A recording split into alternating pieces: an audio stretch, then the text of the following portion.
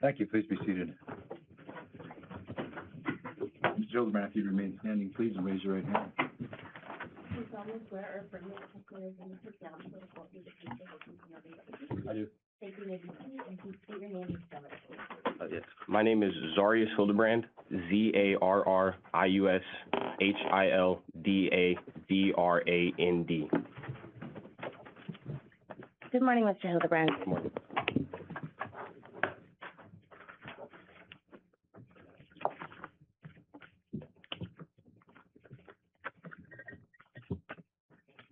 Mr. Hildebrand, what is your birthday?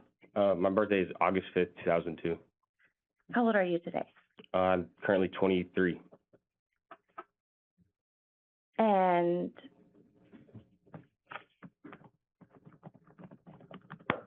when was your 21st birthday? My 21st birthday would have been August 5th, 2003. 3? Sorry, 2023. Mr. Hildebrand, where were you born?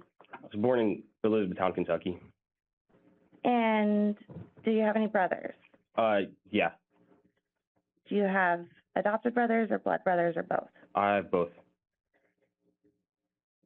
How old were you when you were adopted? When I was adopted, I was 6, but I went to foster. Or when I was adopted, I was 8, but I went to foster care when I was 6. And when you went to foster care, did you have did you have blood brothers with you? Yes. What were their names? Denente and MJ. And did you have a little sister? Yes, And were they brought into your foster home with you? they were. And did they go to your adoptive parents' home with you? They did. And then you said you also have some adopted relatives, brothers. Can you tell us about them? Yes, they were my 2 older brothers, Caleb and Bradley. And did you grow up with them? Bradley not so much, and then Caleb was there every other weekend. So And can you tell me, did you grow up with MJ? I did. What was your first memory of MJ? Just him being a little brother. Okay.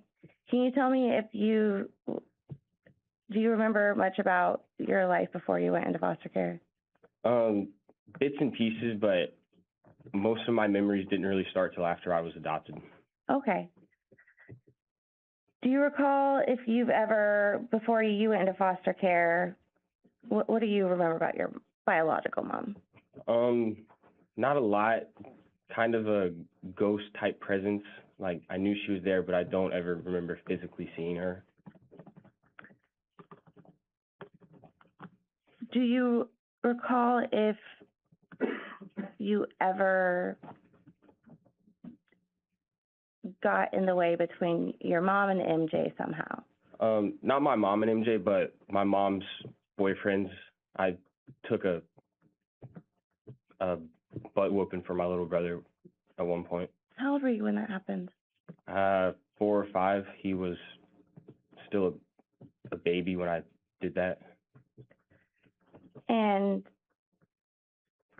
when you went to your mother Paula's home, how did your relationship with MJ develop? I saw him as an annoying little brother until he got about 6th grade, and that's when he started to get active in sports and start growing up, and that's when I kind of realized that I wanted to be the older brother for him that I didn't have. What do you mean by that? So my older brother we're very different, and me and MJ were very much more alike, and I wanted to kind of help guide him to make sure that he did everything the right way. And how far behind in school was MJ from you? 4 years, 5 years. Do you remember where you went to high school? I went to Central Hardin High School. What year did you graduate? 2020. Did you get to walk for your graduation, or was it during COVID? It was a soft walk, but I did walk across the stage for my graduation. And what did you do after you graduated from high school? After I graduated high school, I worked a little bit. Worked at a Ford dealership for a little bit, and then I moved away, worked at a factory, and then came back home and realized that that's when I wanted to join the Army.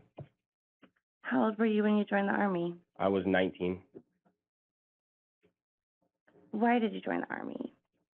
I needed a sense of direction in life. At one point, my mom found a bunch of beer cans and was like, "You need to do something with your life," and the Army was the direction I wanted to go. So tell me about basic training. How old were you when you went to basic training? I was 19 when I went through basic training. What time of year and month was that? It would have been September of 21 is when I started going through basic training. What is basic training like? It's one of the most stressful environments you'll go through. They try to take you from a civilian and form you into a soldier, essentially. Did you meet anyone that you would grow to be friends with at basic training? Yeah.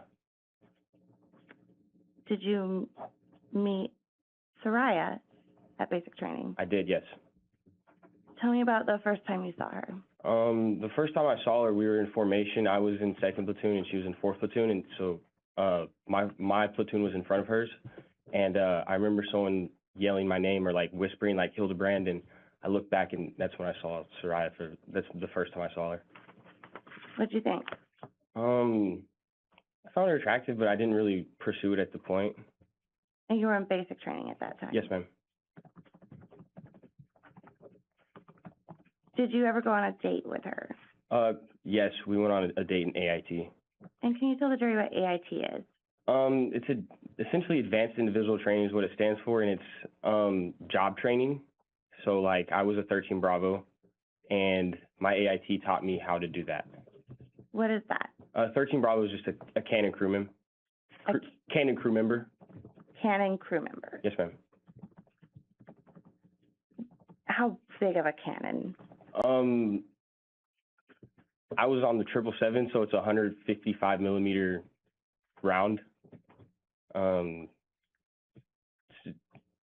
best way to describe it is massive. It's a massive piece. So tell us about this first date when you were in AIT. So when you're in a training environment, which is what AIT is considered, it's considered TRADOC, and there's what's called a battle buddy system, and it can be 2 guys can go out by themselves or 2 girls can go out by themselves, but it can never be just a guy and a girl that go out by themselves. So one of my friends said, "Hey, let's go to the PX." It was a Saturday. I didn't have anything else to do. I figured, why not? And I get to the PX and we sit at a table, and then Soraya's friends kind of drop her off and run away and leave me with me and my friend. He's sitting like 2 tables down, and it's me and Soraya. And to give us a little bit of background, what state were you in at that time? I was still at Fort Sill, Oklahoma. And what is a PX? It stands for Post Exchange, but it's like a big store that sells everything that you could ever need, essentially. Does it have any fast food restaurants or? It's kind of like a mall. There's restaurants, there's little stations, and then there's the big store attached to it. And who is the friend that set this up? Zach Farrar.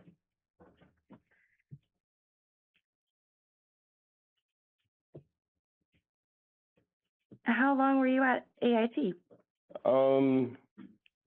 A couple months. My AIT was only 5 weeks, but I was a holdover for airborne school, so that took a little bit and took a while for me to go to airborne school. And how long were you in airborne school? Once again, probably about 5 weeks. I was a holdover because after I graduated, they had to get all my stuff situated so that I can come up to Alaska. When did you find out you were moving to Alaska? After I got my airborne orders, I didn't want to go to the duty station I was initially supposed to go to, so I picked up an airborne contract, thinking I would go somewhere else, and I ended up coming to Alaska instead.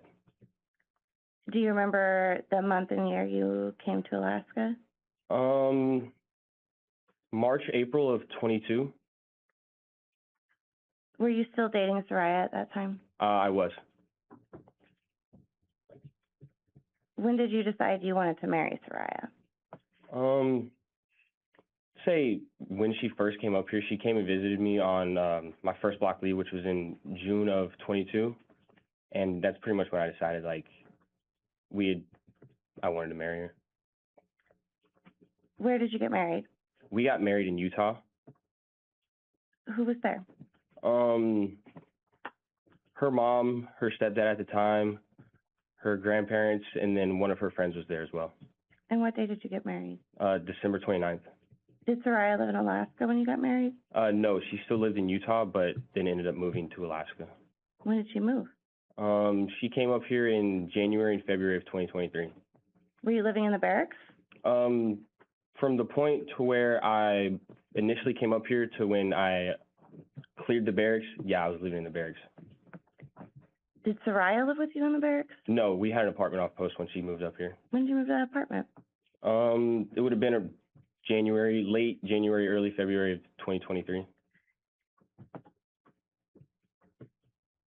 Do you recall the address of that apartment? 5210 Mockingbird Drive, and it was apartment number 13. Zarrius, I want to talk a little bit more about some of your background information, specifically relating to alcohol. How old were you the first time you had alcohol? 14 through 16, one of those early years. And how would you get it? Initially, I would, sneak a beer here and there from my parents. And then later on, when I was about 16, I had a friend's mom who would buy us alcohol, and she would essentially let us drink at their place because she wanted us to be in a safe environment. She knew we were high school kids, we were going to drink anyways, and she just wanted us to be safe and in a healthy environment to where we weren't, it was controlled, essentially. Okay. Did you keep drinking after you graduated from high school? Yes, I did. And had you ever drunk to the point where you didn't remember what happened the night before, prior to your 21st birthday? Once or twice, yeah, maybe more than that, but yes. And how old were you when that happened? I'd say the first time that happened, I was 18 or 19, and maybe happened once or twice a year until my 21st birthday. Was Soraya older than you? She was. She was older than me by 1 year, 1 month, and 1 day.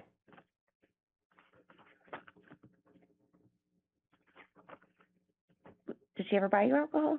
Of course. Did your friends buy you alcohol? Of course. Did your colleagues in the Army buy you alcohol? Yes. When you drink heavily, you said sometimes you've blacked out. You recall that? Yes. Or you recall waking up and not knowing what happened? Yes. Would you ever watch videos of yourself doing things you don't remember doing? Occasionally, yes. I would typically go through my phone after a night where I didn't remember what happened, and that's usually what my routine was. And did you ever, besides blackout drinking, when you drink a lot, what would normally happen? I usually find somewhere to go to sleep. Have you ever slept hard through something while you were drinking? Yeah, when I decide I want to lay down, pretty much the only thing that's going to wake me up is myself. Like, I will wake up when I want to.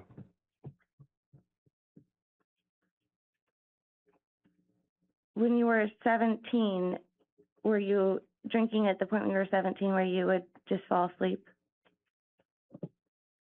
Yeah. And that was in Kentucky? Yes, ma'am. Did you ever drink at a bonfire? Many times. Do you recall if you ever slept through anything loud when you were at a bonfire in Kentucky? Yes, naturally bonfires are loud, and people were throwing beer cans in the fire and it was making popping noises, and I slept through that.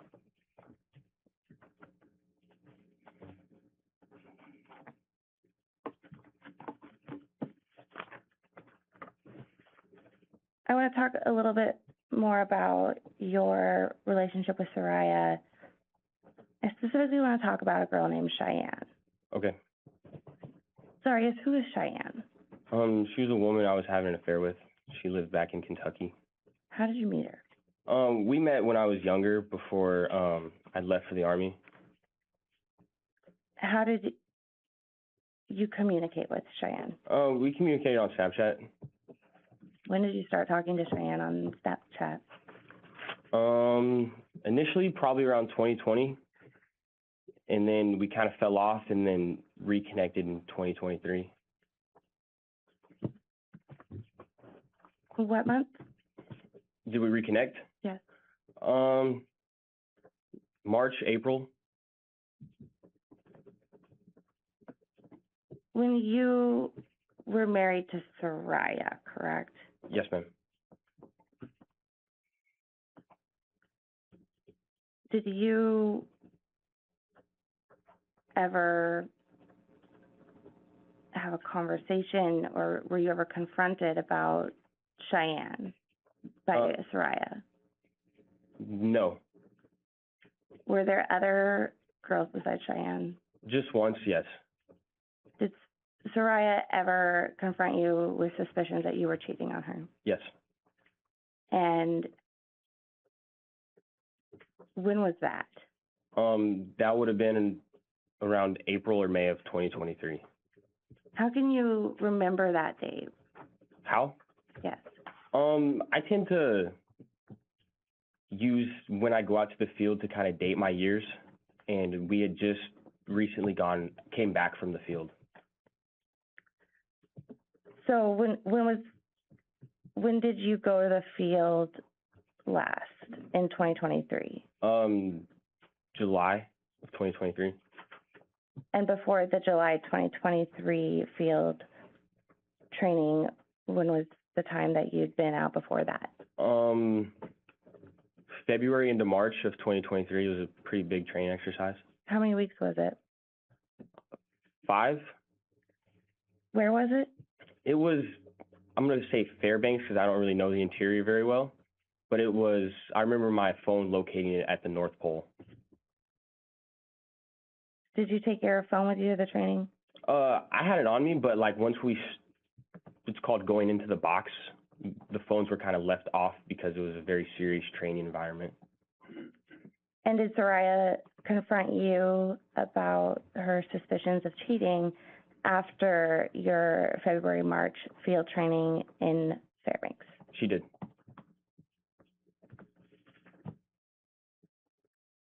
How did that conversation go?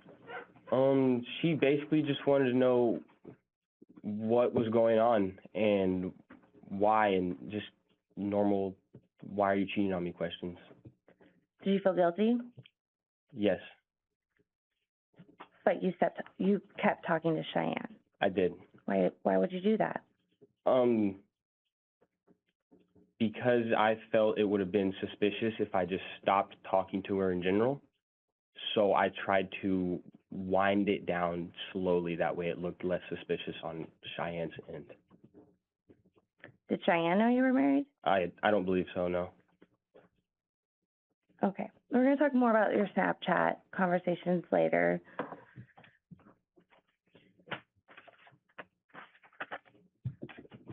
I want to talk a little more about your phone. Okay. What kind of phone did you have back in August of 2023? I believe it was an iPhone 12 or 13. I can't tell you exactly what model. How long had you had it? Maybe a year. I think I got a new phone when I moved up to the state of Alaska, so around a year. What was your relationship like with your phone, Zarrius? Pretty much always on me. It's a way to communicate in the Army, so you kind of have to have it always on you. I would just do what everyone else does on their phone, Instagram, TikTok, Facebook Marketplace, stuff like that. By the time you're living in your Mockingbird apartment, where would you keep your phone as a matter of habit when you went to sleep? It would have been right next to me on the ground. That's where we charged our phones. It was right next to the bed, and so it would have been right there. Do you recall if your phone had a password? Yes. Do you recall if anyone else had the password to your phone? Yes. Who else had your phone? My wife, Sarai, had my password. Your phone was always with you, though. Is that fair to say? Yeah. Okay. I want to talk a little bit more about some of the things in your apartment. Did you have firearms in the Mockingbird apartment? Yes, ma'am, we did. What type of guns did you have? There was a Sig Sauer handgun and then a Glock handgun in there. Who owned the Glock? It was a friend. He lived in the barracks, so I told him he could register the Glock to my apartment. That way he didn't have to go through the long process of checking his gun in and out of the arms room when he wanted to take it out. Who bought the SIG? I did. Who used the SIG? Mainly me, but Sarai was familiar with it. She had shot a very similar gun in the National Guard, and she was comfortable shooting it and carrying it as well. Where would the SIG normally be in your home? It would have normally been like slightly under my bed by me. Did Soraya know where the SIG was kept? Yes.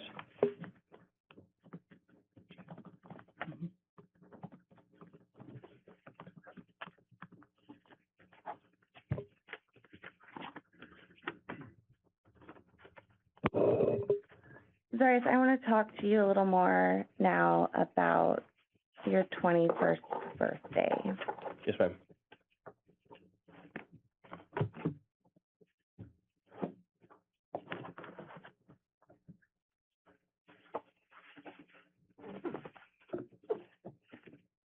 Were you excited to turn 21? Yes. Why? I could finally stop relying on people to buy alcohol. I could finally go into a liquor store and buy my own beer, buy my own liquor, and I could also buy my own tobacco products.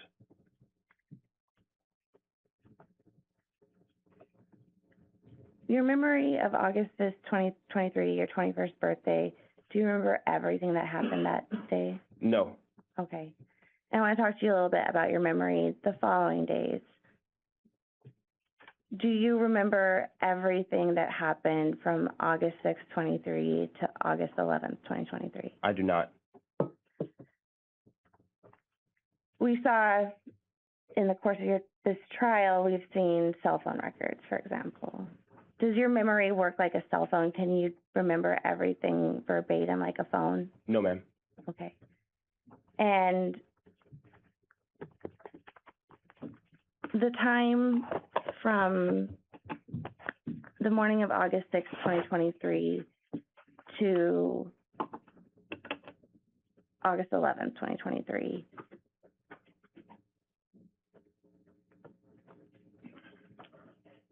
you said your memory is not the best at that time. Why is that? I was just going through a lot of stress and processing a lot of different emotions, and it just all kind of felt like one really long day.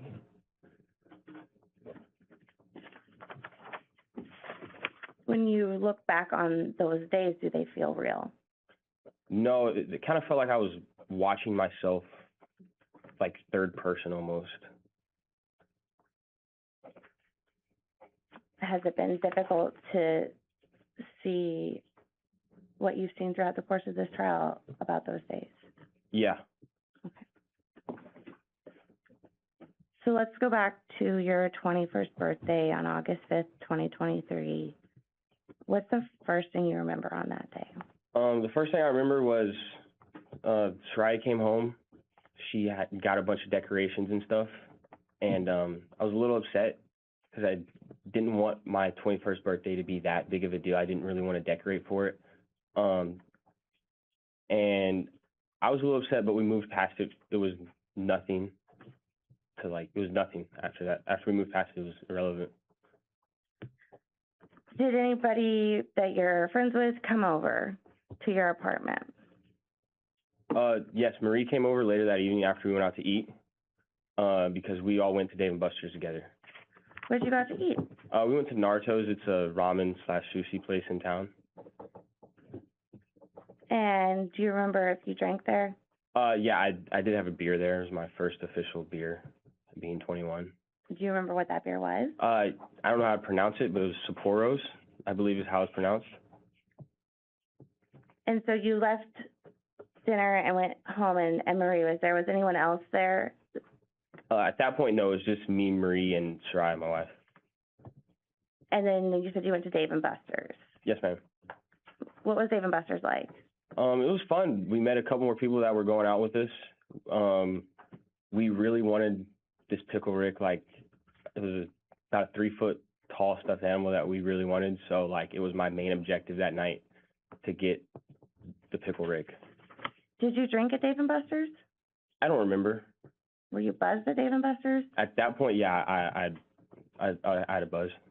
How much had you drank before you went to Dave & Buster's?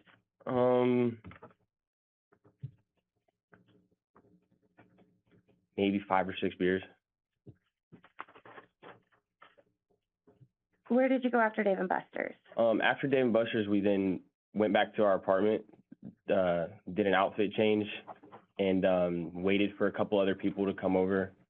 At that point, there was 3 guys there. We shotgunned a beer together, and then one of the guys left, and then me, Marie, Isaac, and my wife went to Ubered to Willowa.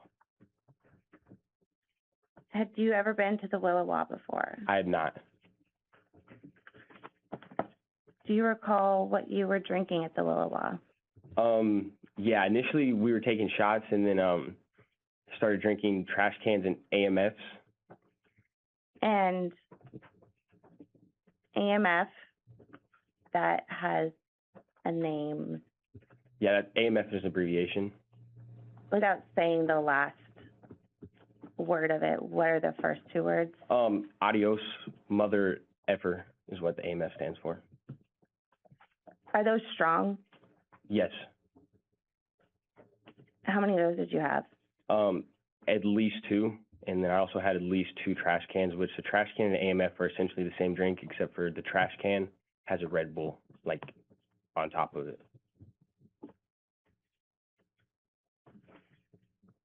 And you were doing shots? Yes, before I started drinking mixed drinks, we were taking shots. How many shots did you do? At least 4. It was probably more than that, though. Do you remember what time you got to the Willowa? No, at that point I was somewhere in between buzzed and drunk, so I didn't really check my phone frequently throughout the night.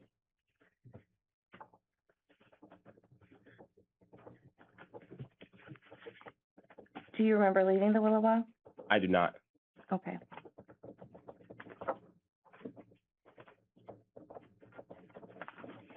Mr. Hildabrand, we're gonna put on the screen, I'm gonna have to turn on the.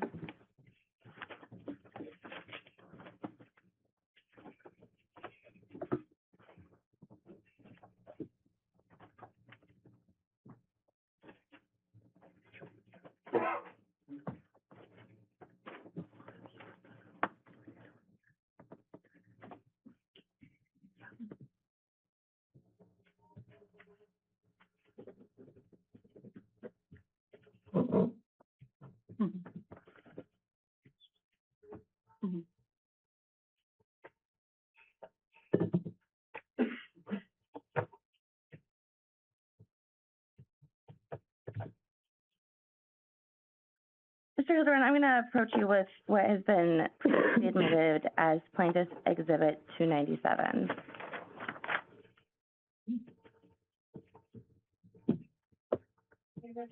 Yes.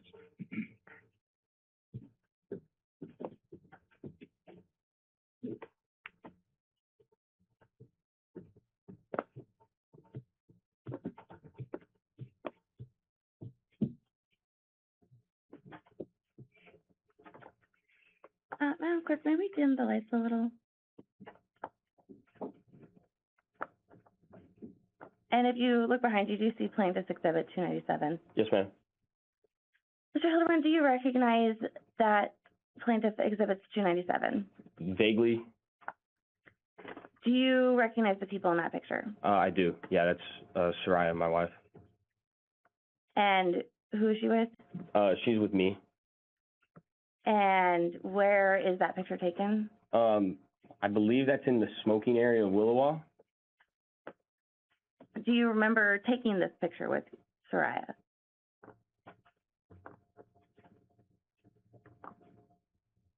Kind of. This is one of my last memories of the night. This is when the night starts getting spotty. Zarrius, have you seen pictures of yourself when you're intoxicated before? Yes. Can you tell, how do you look in this picture? Well, my eyes are kind of lower. I'm smiling, I'm always smiling when I'm drunk. And then throughout the process of me drinking, my hat gets way backwards. And that's how I know that I'm drunk in this picture. And next I want to talk to you about State's Exhibit 298. If you look to the screen, do you recognize Plaintiff's Exhibit 298? I recognize the people in the picture, yes. Who's in that picture? That would be me leaning on my wife's shoulder. And do you remember this picture? I do not. Do you remember, do you know, based on your memory, do you have any idea where this was taken? No. But you've seen it in the trial? Yes. Okay. How do you describe yourself in this photo?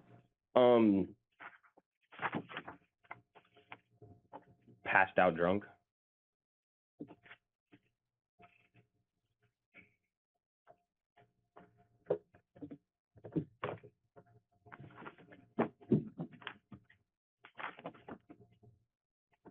I want to talk now about where you lived. You said you lived in an apartment, on Mockingbird Drive, apartment 13? Yes, ma'am. And you've seen in the course of this trial, have you seen Plaintiff Exhibit 17?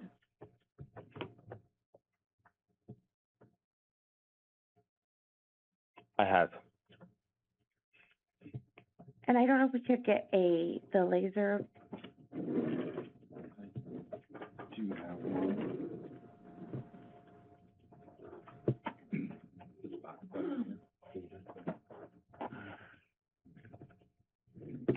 Can you show the jury with the laser pointer on the screen where your apartment was in Plaintiff Exhibit 17? Yes, ma'am. It was right about there. And where would you walk the dogs? This area right here, usually from here, and then there's a park over here. We would sometimes walk them as well. And how many exits are there on your side of the building, from the building? Can you show us? On the whole building, or just? On your side of the building. I think technically 2. There's an exit right here, and then there's another exit right here as well. And where's your apartment relative to that? I would say my apartment's right here, and the exit's at this corner. Okay. Thank you.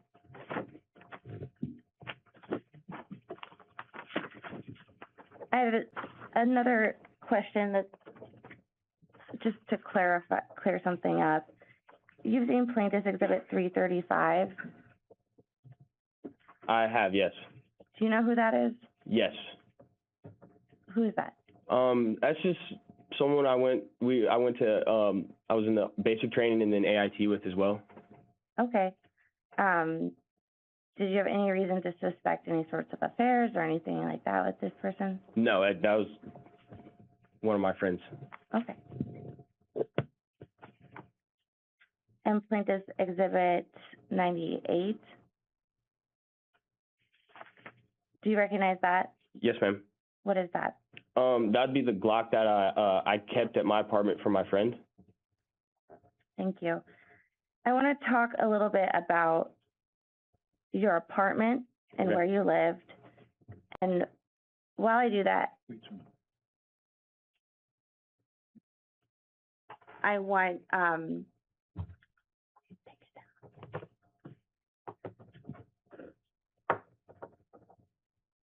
so I want to talk about the apartment you live, specifically the apartment complex Yes, ma'am.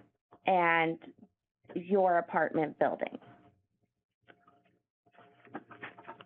And while we do that, would it be helpful for you, when we're talking about your apartment, to have a diagram of it? Yes, ma'am. Okay. Do you recall the layout of your apartment? Yes, ma'am. Judge, if I can approach, Wanting him to sketch out the layout. yes, Judge. Do you have an easel? Yes, Judge. I think. Right.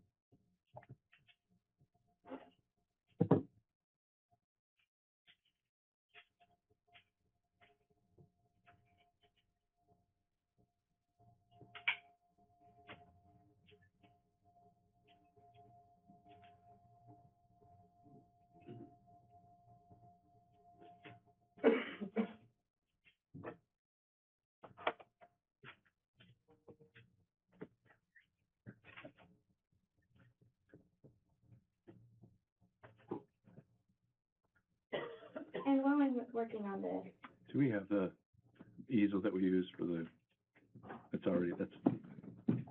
it might be easier than wrestling with that. yes, Let's get you the other easel. thank you, Your Honor.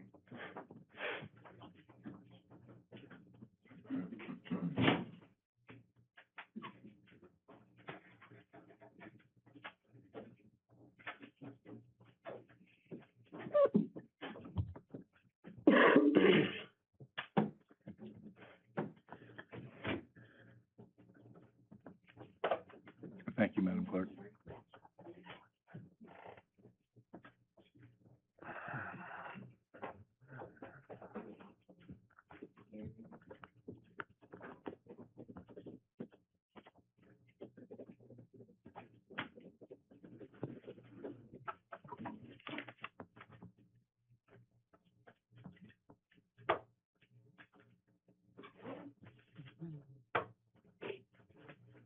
I'm sorry, so I'm working on this. If you could take your microphone and come into the well. Walk around? Yes. Yes, ma'am.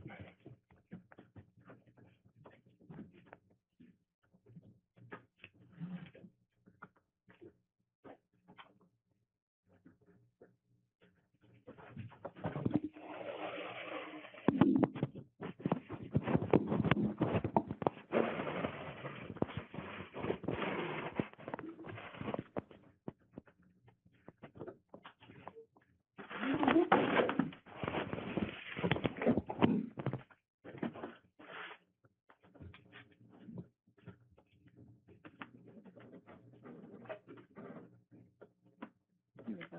All right. Search of a marker. Yes, ma'am.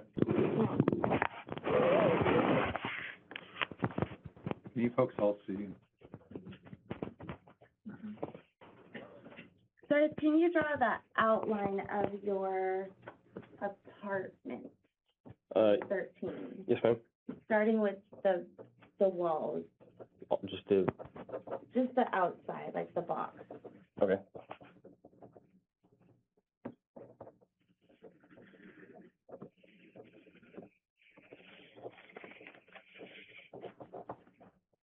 Can you draw where the front door is? Yes, ma'am.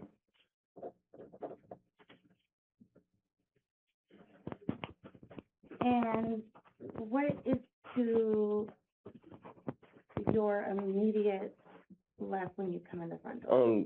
After you come to the front door, there's a closet right here.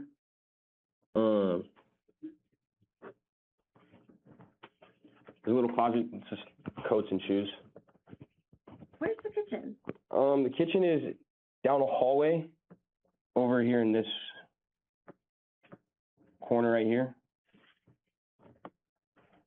Where is the dining room? Directly next to the kitchen. That wouldn't really consider a dining room. We just had a kitchen table right here, or a dining room table, I would say. Where's the living room? The living room's over here. You want to draw it? Okay. Like here. Sorry, the proportions aren't really the best, but say that's the living room. Where was your bedroom? My bedroom would have been over here.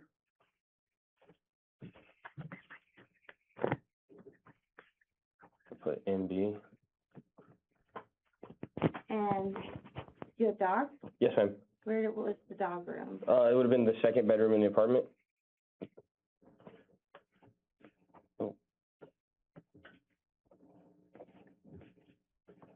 Where was the bathroom? The bathroom was kind of right here.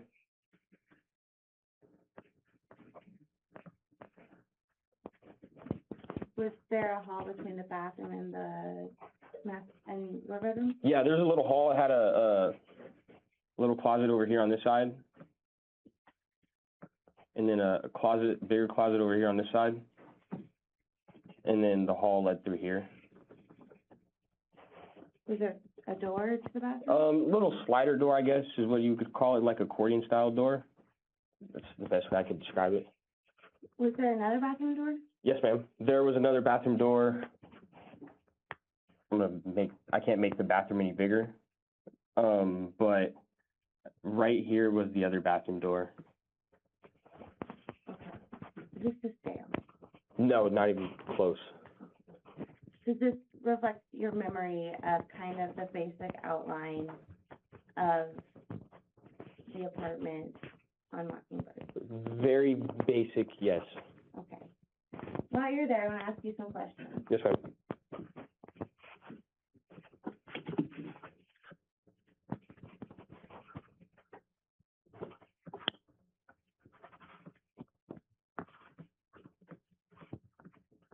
Mr. Hildebrand, do you want to just step aside for a minute so we can all see yes, it? sir. I think some of them you're blocking their view. There we go. That's probably better if you're on that side. So,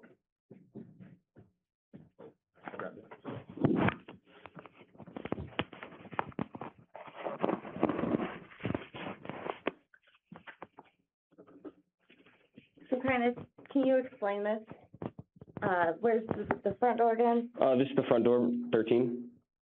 So when you come in the front door, what do you normally do? It depends on what's going on. Usually I'll go over here to the living room. I didn't label that. I usually go over to the living room, take my boots off, and then like start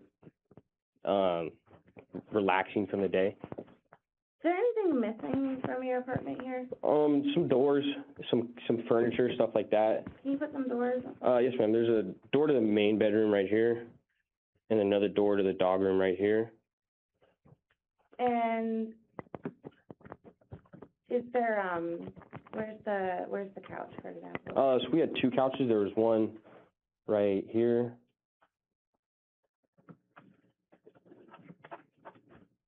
And then I'll draw this a little bit better. And then there was another one right here. And where was the bed in the bedroom? The bed in the bedroom was on this corner right here, facing, like our feet would have been facing the door. Okay. So let's talk about some of the space exhibits that we've seen.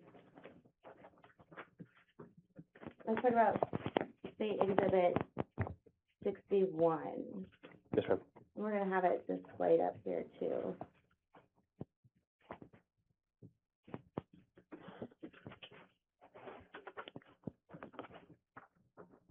Zarrius, do you recognize the States Exhibit 61? Yes, ma'am. Where is it on your map? On my map, I would say States Exhibit 61 is, that's like right after you walk past the first little tiny closet, going into the hallway that leads to the bedrooms and then the bathrooms. The bedrooms being here and then the bathroom being here. Okay. And so can you explain the doors that we see? Yes, the door closest to, I'm gonna say the exhibit number is the dog room, and then the one furthest away on the same wall would have been the bedroom, the main bedroom, and then the one directly across from that is the bathroom door. Okay.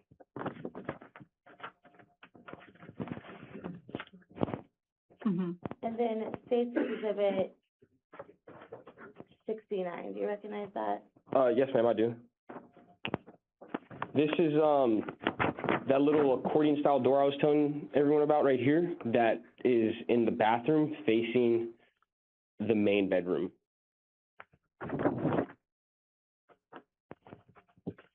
And so it's looking into the main bedroom? Yes.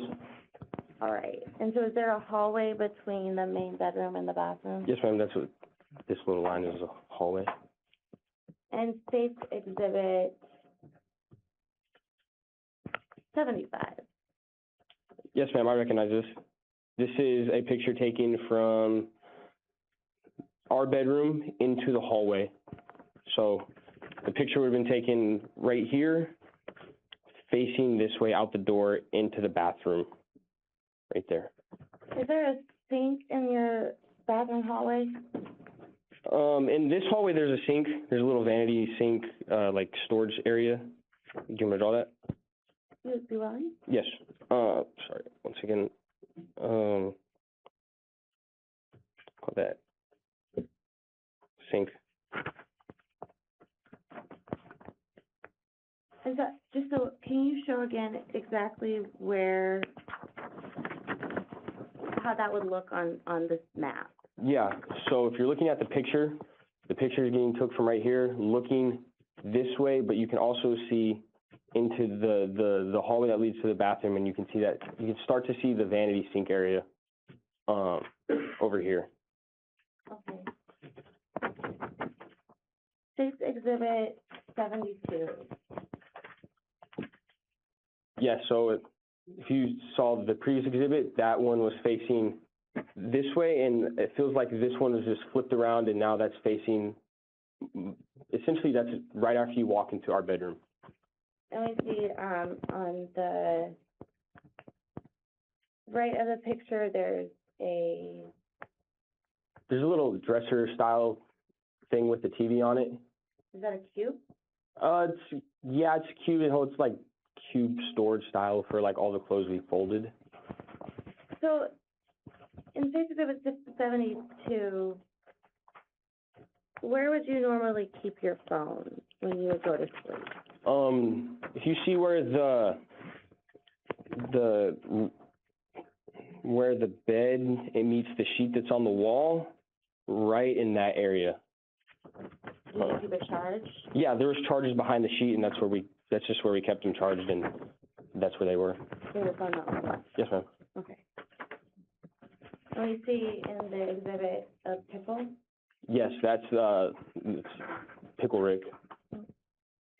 Where's that? We won it the night of my birthday. And this is State's Exhibit 76.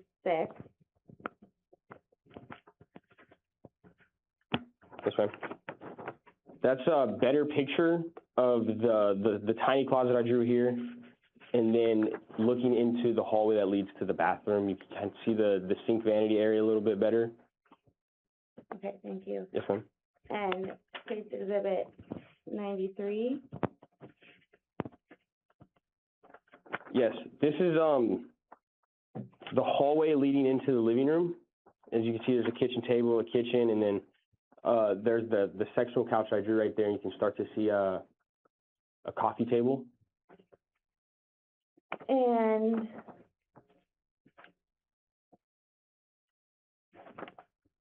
State's Exhibit 92. It's just another picture. It's more centered towards walking into the living room. And where's the hallway on the picture? On the picture, hold these real quick. Sorry, this would have been the hallway. I feel like I'm making this worse, but the hallway, and then there's like another hallway right here that leads in. On the picture, can you label the hallway as tile? Yeah, sure. And then the living room is, and kitchen area, was that carpet? Yes. Carpet? Okay. Yeah. And then the kitchen was also like tiles. The kitchen was also tile. Okay.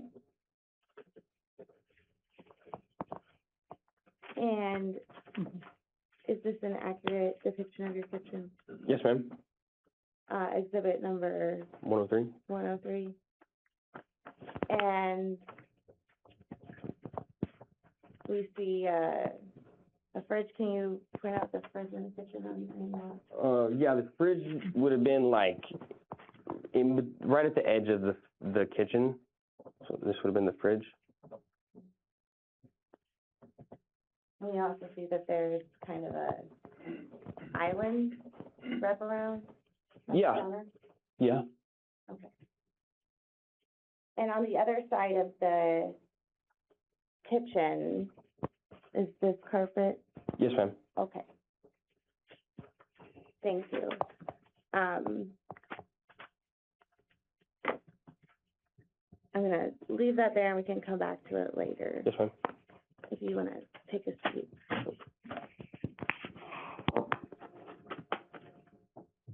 Are you leaving that easel up? What would you like? Sorry.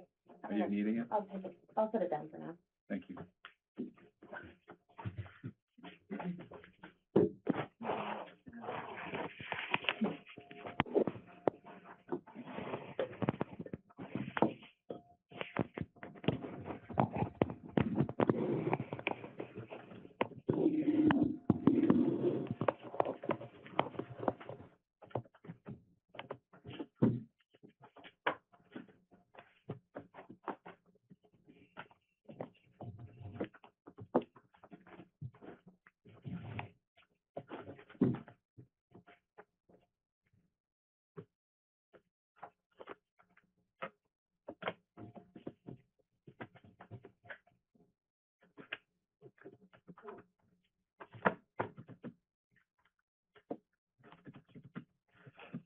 Zarrius, I want to talk understanding the outline of your apartment a little better.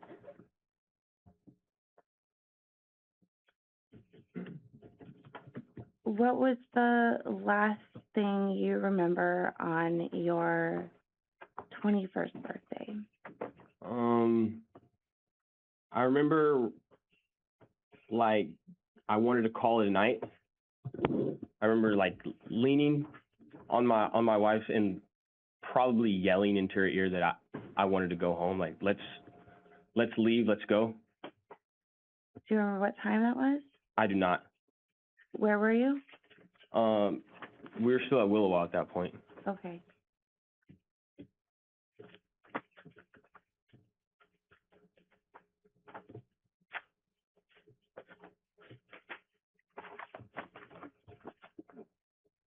Zarrius, where did you wake up on the morning of August 6th, 2023? I woke up in my bed.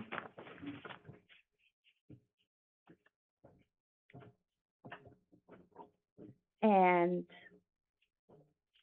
the bed in your apartment? Yes, ma'am. Okay. Do you recall where your phone was? No. Do you recall where Soraya was? She was lying next to me. Do you recall what you were wearing? I knew I was wearing boxers, but no. Did you look for your phone when you woke up? I did. That was kind of the first thing I did. How did you feel in the morning? Hungover times 100. Still a little drunk from the night before. How'd your head feel? Felt like it was getting split in two.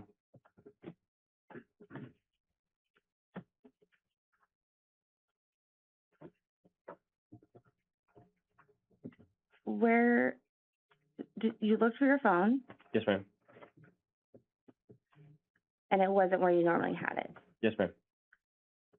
What did you do next? I began looking for my phone by calling myself off of my wife's phone. Okay. I'm gonna show you State's Exhibit 292. Yes, ma'am.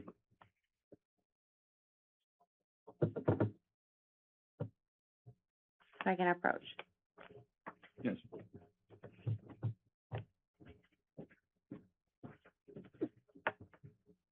Do you recognize Case Exhibit 292? Yes, ma'am, I do. What is that a screenshot of? That's a screenshot of the 2 calls I placed to my phone off of Soraya's phone. And where did you go? Did you hear your phone? I heard it buzzing, but the ringer wasn't on. Okay, so it was on vibrate? Yes, ma'am. And could you hear where it was coming from? Vaguely.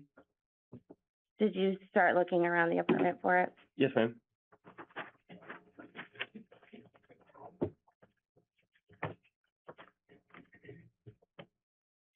Do you recall where you found it? Not really. It was either in the little hallway that led into our bathroom or on our kitchen table. I don't remember which one exactly. Do you recall what you did? Did you find it? Yes, ma'am. I eventually found the phone. About what time was that? How long had it been from the time that you woke up and couldn't find your phone to the time that you found your phone? 5-10 minutes. It wasn't long. Did you remember what had happened the night before? No, like I said, the last memory I have was around this picture. What did you start doing? Typically after I go out and either pass out or forget what happens, I go through social media to try to like re-jog my memory. I check my bank account to see how much damage was done the night before. Just stuff like that I did because it usually helps me remember what had happened the night before. Did you look at your phone after you found it? Yes, ma'am. What did you look at? I remember checking Instagram, Snapchat, and my bank account, stuff like that. What did you find on Snapchat? On Snapchat, I found on Snapchat it tells you when you screenshot a chat and then when someone else screenshots a chat. And I saw that I had screenshotted chats with Cheyenne off my phone, and that's when I checked my phone and saw that the screenshots were there, and then saw that they were sent to my wife's phone and saw that they were on her phone as well. How many phones did you have in your hand at that time? I had one in each hand. And I'm going to approach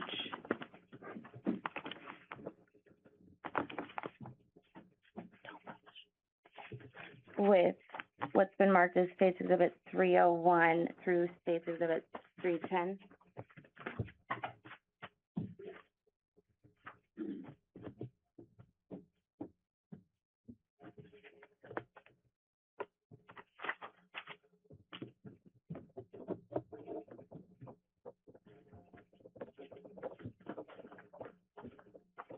Mr. Hildebrand, do you recognize 301 through 310?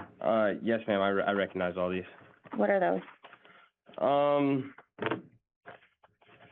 Pictures of me cheating with Cheyenne. About what time of year are those? April,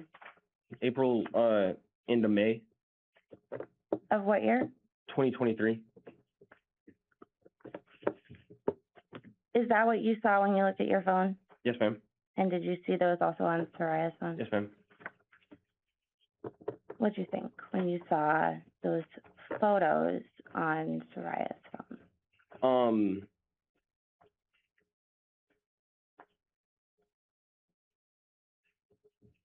Thought in, oh crap, but in a much more vulgar way. Okay. What was going through your head?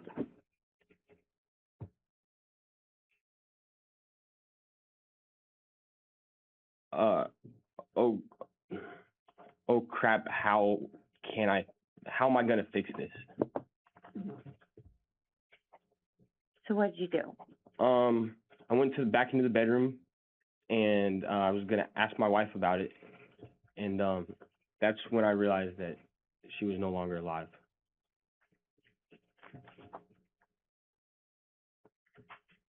Were both of your phones in your hand? I had two phones in one hand, and she was like partially covered. I went to uncover her, and essentially the first thing I saw was the gunshot wound to the to my wife's head.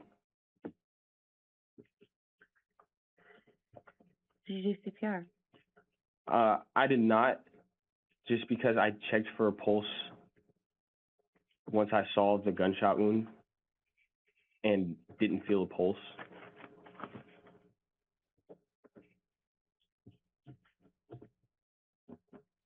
What's going on in your head at that time?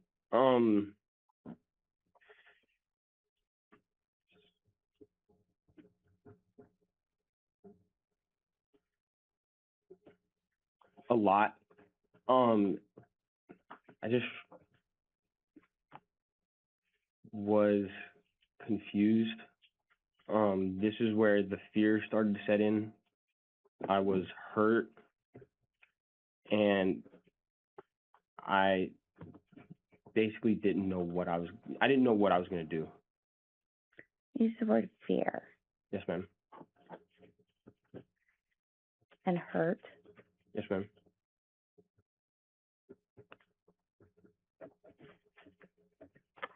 Why were you hurt? I had just discovered the body of my wife, who I loved, and that's gonna hurt anyone, regardless of, it's just something that hurts. Were you shocked? I was confused. And you said you felt fear. Yes. Had you ever felt a fear like that before? No, never once. What were you afraid of?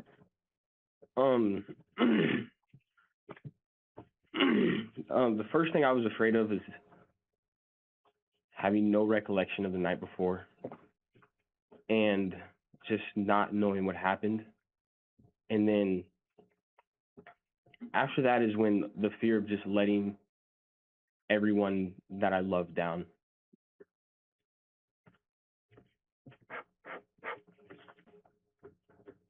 Who were you afraid of letting down? Specifically my little brother MJ. Why? So I'm very proud of being adopted, and I'm very proud that I essentially got out of a life that wasn't good, and I took a lot of pride in that, and I wanted the people that I was really proud of being adopted, and I was proud of my family.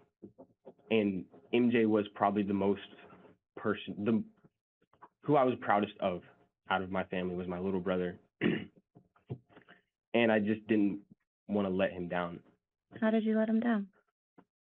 I felt like I was his role model, like he wanted to be like me, and I feel like I immediately assumed the worst in this situation, as in what was going to happen next. And I just saw someone that my little brother, someone that I relied on, and he relied on me, just never talking to me again. And just that, the breakage of that such strong connection I had with him.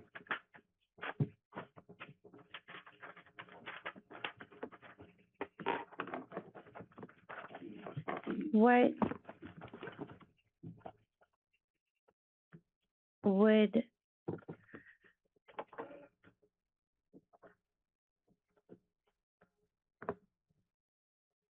you found your wife deceased and you're afraid.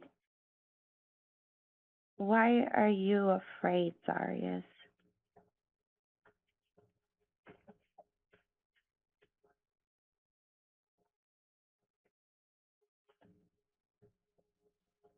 I was afraid. Why? Yes. because of what was going to happen. What were you afraid was gonna happen? I was afraid I was going to lose my family. I was afraid that I was going to go to jail for something that I had no recollection of. There's so many unknowns, and I immediately assumed the worst and thought that I just assumed the worst.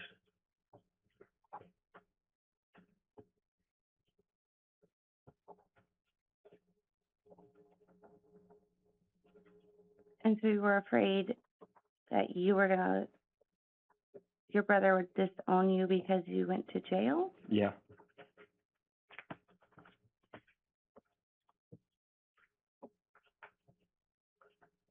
Were you afraid of what he would think? What I would think? What MJ would think? Yeah. Were you afraid of what the police would think? Yes. Were you afraid of what your mom would think? Yeah. Were you afraid of what Meredith would think? Yeah. Were you afraid that people would presume the worst? Yeah.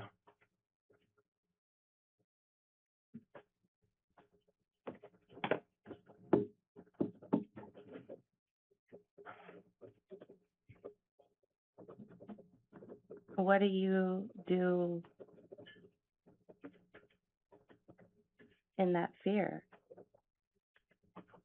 I panic. How long do you stand by the bed? I don't remember. Did you leave the bedroom at any point? Yeah. Did you go to the living room? Yes, ma'am. I after I left the bedroom, I ended up sitting on the living room couch. And did you have the phones with you? Yes, ma'am. Are you still panicked? Yes. Afraid? Yes, ma'am. What do you do with the phones? At that point, I'm not sure which happened first. I deleted the screenshots off both phones, and then I texted her boss from her phone.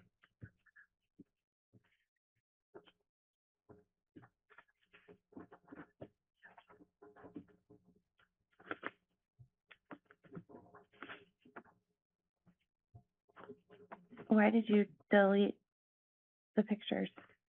They're just shameful and embarrassing, and it just seemed like the appropriate thing to do. It just Were you afraid of what people would see if they saw them? Think if they saw them? Yes, ma'am.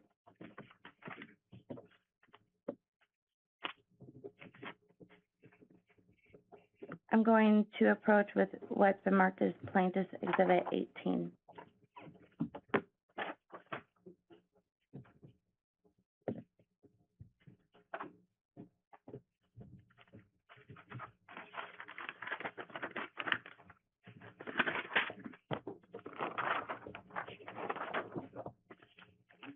Zarrius, do you recall what is marked Plaintiff's Exhibit 18? Yes, ma'am.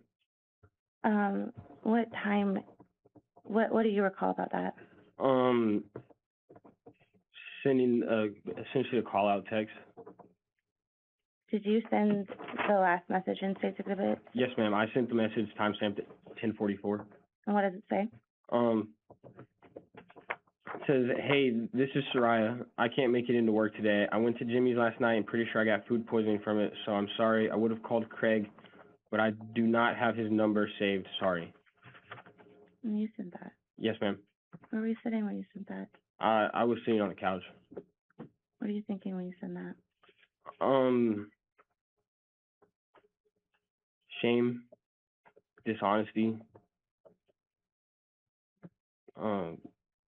guilt. What are you guilty of when you're sending that? guilty of lying to her boss. Did you have any idea what to do in that moment besides stall? No, at this point, I was just stalling was the only thing I could think to do.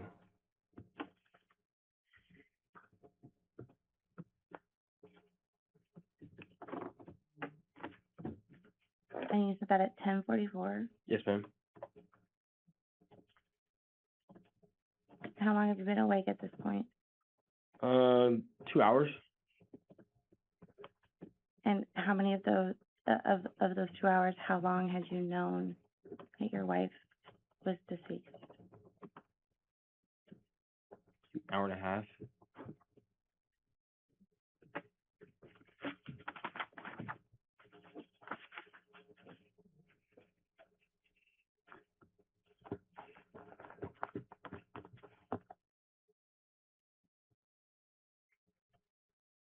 And you didn't call the police?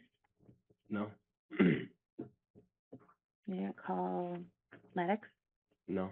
Why didn't you do those things?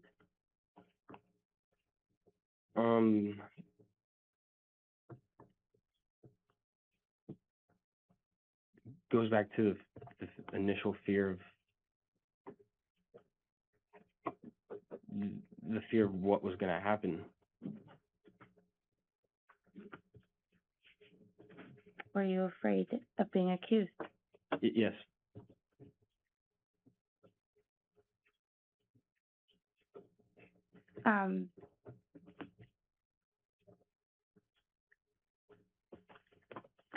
I intend to go a little longer. I don't know if we need a break. This could be a good breaking point. All right, this might be a good breaking point. Is Yeah. that what you're saying?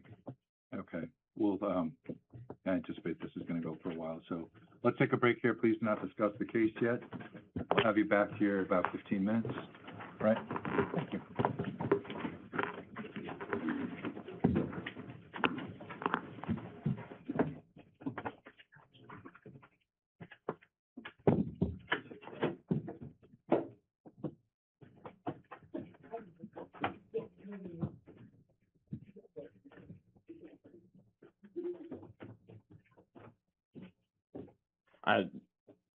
Not directly, but Okay.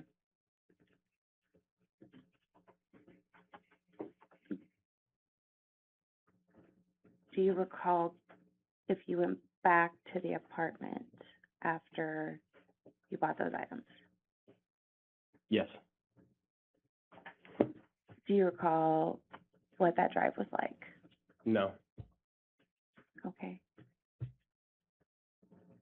Do you recall if you went to Brown Jug? Yes, ma'am. Do you remember that? Vaguely. Okay.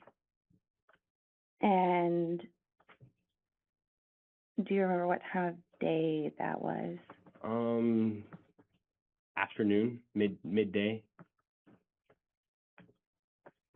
Was it around 4 p.m., between 4 and 5 p.m.? Yeah, yes, ma'am. Midday. So tell me what you're thinking at Brown Jug.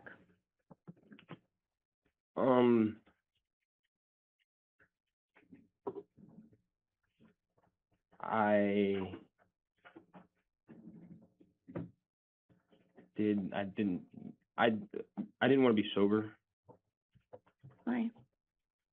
because I knew what was to come. You knew what was to come, so had you made a plan by that point? Not directly, but it was starting to come together. And what was the plan you were thinking about?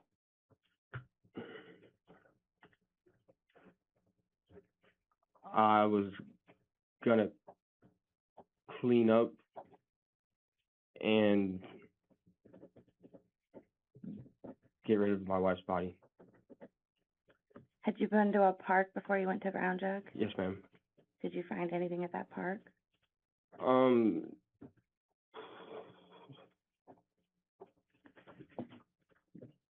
Not the first one, but I visited 2 parks that day. And what'd you find at the second park?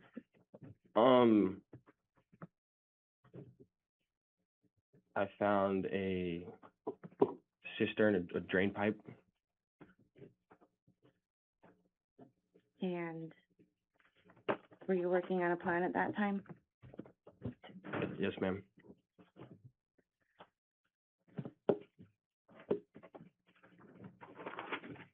And so you went to Brown Jug because you didn't want to be sober. Yes, ma'am. You didn't, in this morning and this afternoon, you didn't ask anyone for help. No, ma'am. Why? Didn't want to get anyone involved.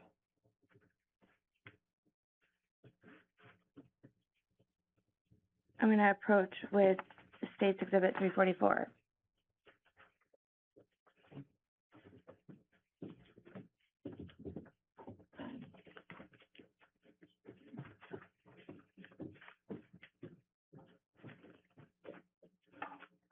Do you recognize State's Exhibit 344? Yes, ma'am. What is that? That'd be fifth of 4 roses, and then a bottle, 2-liter of Coke that I bought at Brown Jug. Did you take that picture? Yes, ma'am. Did you send it to anyone? Yeah, I sent it to my pops. Do you remember sending him that message? I remember the conversation that we had about it, but I don't remember like texting him. Okay. And that message, do you remember when you sent it? Probably around 5 o'clock that on the 6th. And you weren't asking for help in that message? No, ma'am.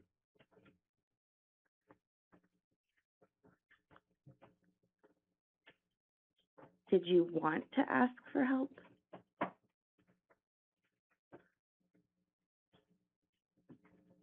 No. Why not? I feel like there was no, like I said, I just didn't want anyone else involved. Did you think anyone could help you, Zarrius? No. I don't see how anyone could.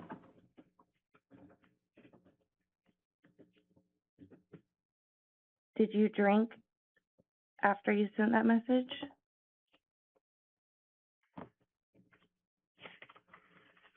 Yeah. Did you drink before you sent that message? I don't know. Okay. By around 6 p.m., Zarrius, do you have an idea what you're going to do? Yes, ma'am. And what was your plan?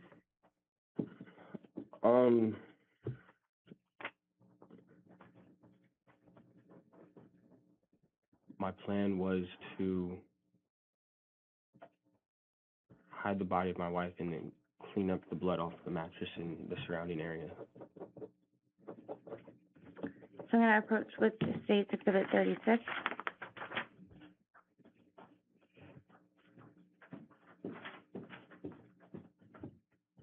Do you recognize State's Exhibit 36? Yes, ma'am.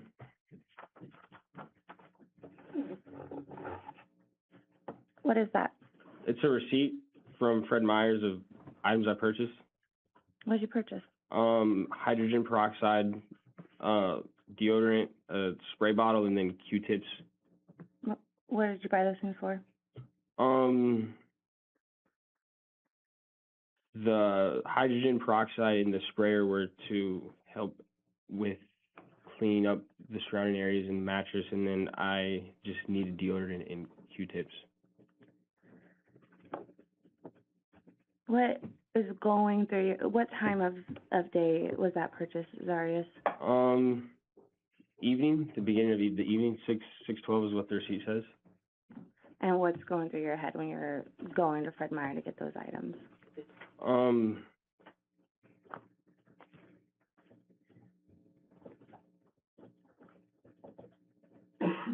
lot of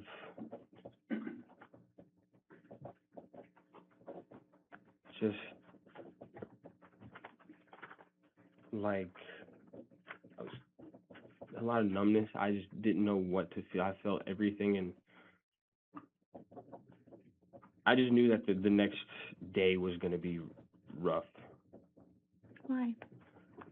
because I had to hide my wife's body and then clean up the surrounding area in our bedroom, and it just, I knew it wasn't going to be easy. Like, mentally, I knew it was going to be difficult. Where did you go after you went to Fred Meyer? I think I went back to my apartment. And what did you do?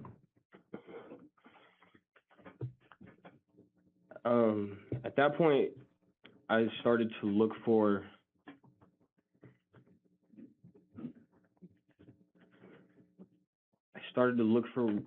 I started to think about how I was going to move my wife's body.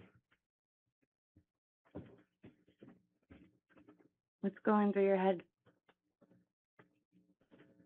I remember feeling nauseous. I remember feeling guilt, shame. It was so, like I said previously, so many emotions that they were all just like numbing me. Did you feel alone? Yeah, I felt like I just had nothing, no one.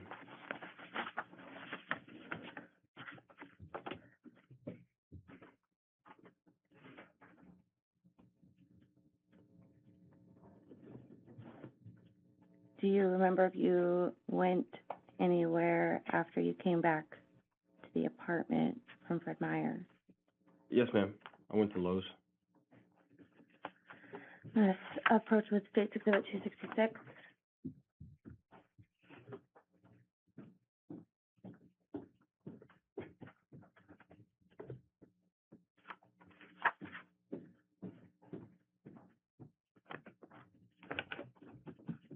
Sorry, do you recognize State Exhibit 266? Yes, ma'am. What is State Exhibit 266? It is a receipt for a trash can. What kind? A 96-gallon black two-wheel trash can. What day was that purchase made? At 8/11 on August 6th. Did you do that? Did you buy that? Yes, ma'am. I bought the trash can. And why did you buy the garbage can? To help move my wife's body.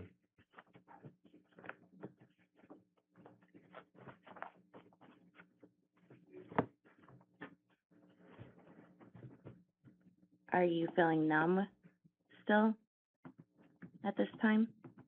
I don't know if numb's the right. Emotional overload is what I would say is a better description. And did you go home Yes, ma'am. after you went to Lowe's? Yes, ma'am.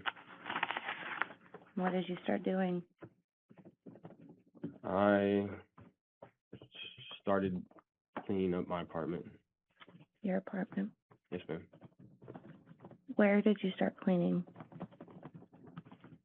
Around the bed at first. And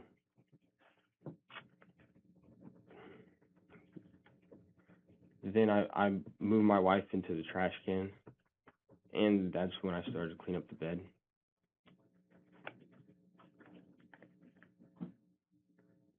How did you feel in that moment, Zarrius?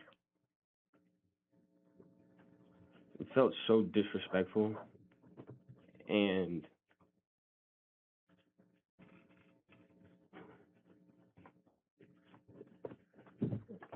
just disrespect, and just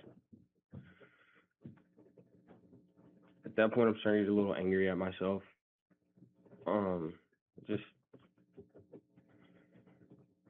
I'd say disrespect, anger, and then more shame, more betrayal. And you didn't ask for help. I did not. Why?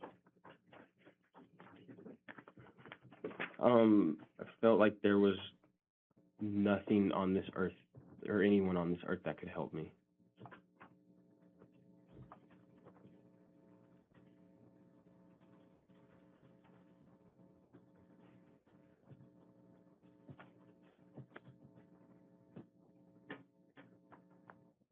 I'm going to approach now with State's Exhibit 39.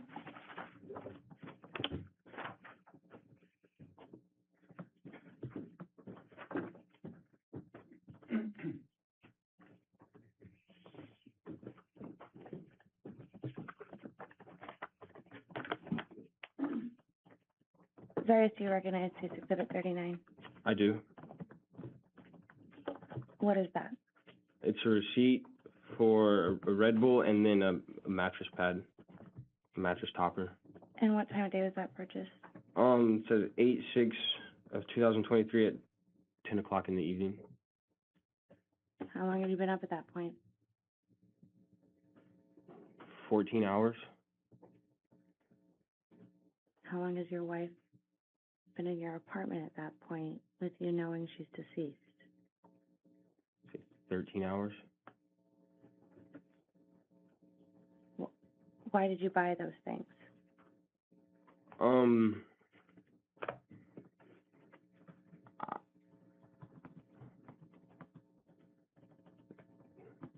The mattress topper to cover the bed, and then the Red Bull because I still knew I had a very long night, and caffeine was going to help.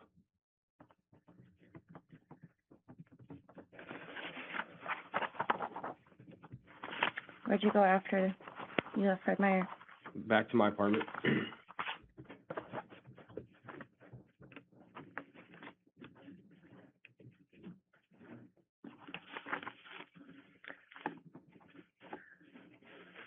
How long did you stay there? I don't remember exactly. What did you do when you got back? Just continued to clean up some more, and then that's when I put the mattress topper on, and that's when I put the mattress topper on the bed.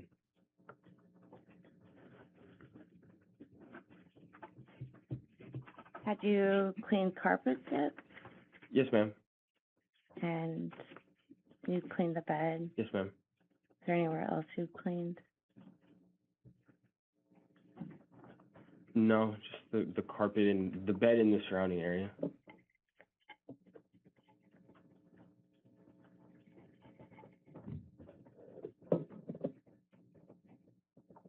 Do you remember if you left the apartment again? Yes, ma'am. Yes, ma'am. And why did you leave the apartment again? To move my wife's body And where was your wife, Zarrius? in a trash can. I want to talk a little about that journey you went on. So, Bruce, I'm going to ask if you could speak up just a little bit. Yes, Judge. Thank you. So, Mr. Zarrius, I'm going to approach now with State's Exhibit 17 and 46.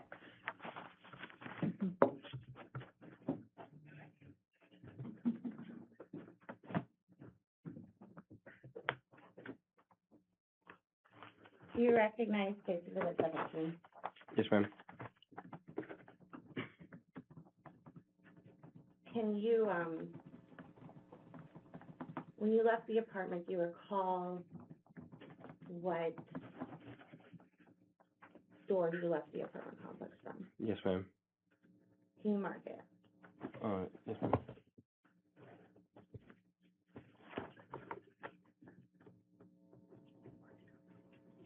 The X. In the back? Yes, ma'am.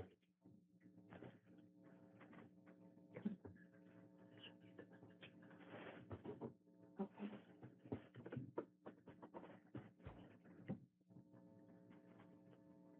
Guys, why did you pick that door?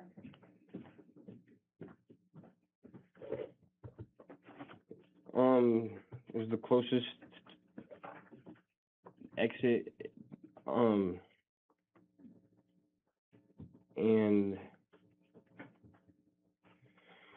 it's the closest exit, and I knew there wasn't any cameras.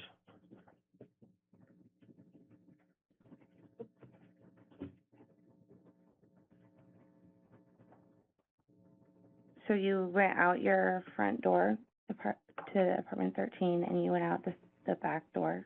The side door, yes, ma'am. Do you recall where you went next? Yes, ma'am.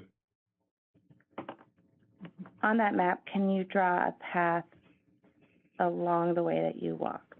The zoomed in map or the? The zoomed in.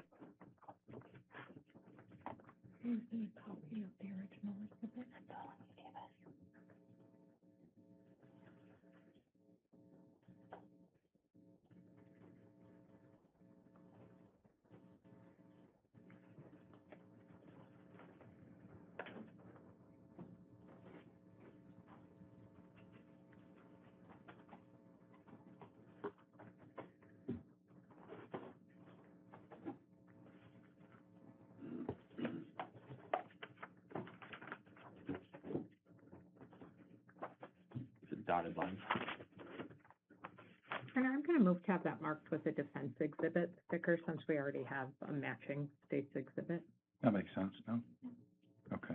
What, we calling that D?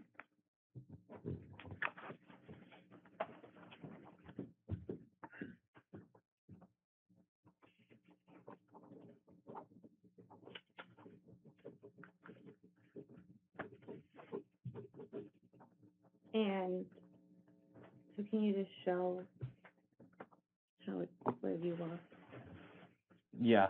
I don't know if you guys can see that well, but through here, and then up into the entrance of the park. And we have State's Exhibit 46. Can you mark your apartment on State's Exhibit 46? Yes, ma'am. The whole thing Your side of the building. marked with a Z. And do you recognize, do you know the path that you would have walked on this exhibit? Yes, ma'am. Can you mark the path that you walked?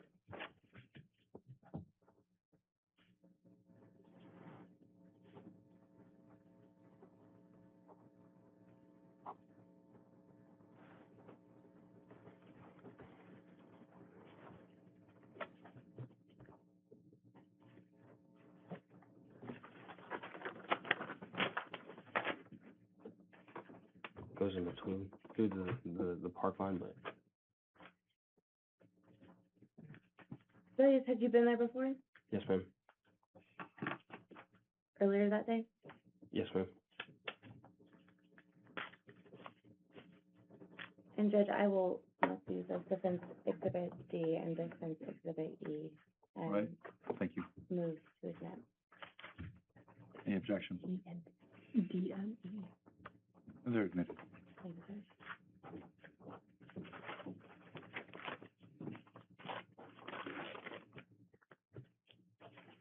Zarrius, what time of day are you taking this walk? This is dark out, It's dark. beginning to get dark out. What are you thinking while you're walking this path, going out the back door to avoid the cameras, walking a path into the park, and you have your wife with you? What is going through your head, Zarrius? The feelings of shame and anger are building up more and more. Feeling of disrespect is building more. And just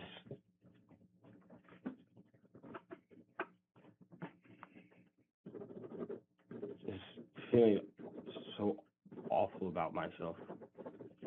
what was going on. Did you feel like you were in a bad dream? Yeah, yeah, yeah. Did you wish someone could help you? I still felt like there was no one to help me.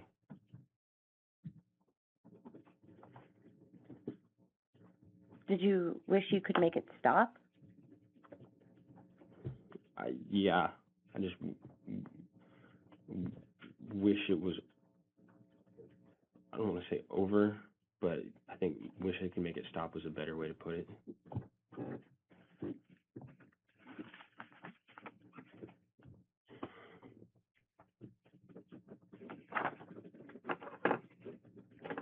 Zarrius, I'm gonna approach you now with State's Exhibit 49 and 230.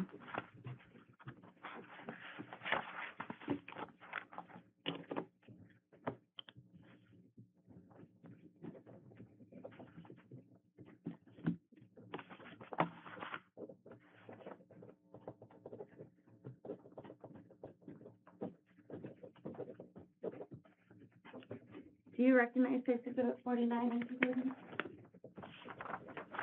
Yes, ma'am, I do. State's Exhibit 49, what is that? That's the access road that led to the cistern or drainage pipe. Is that the road you walked on? No, ma'am. Okay, it was different. Yes, ma'am. Okay. And what is State's Exhibit 230? It's, State's Exhibit 230 is the cistern. Do you recognize that place? Yes, ma'am. Do you remember going to that place? Yes, ma'am. Do you remember how many times you've been to that place? Yes, ma'am. How many times have you been there? 2 that day. On August 6th? Yes, ma'am. Do you remember what you did there?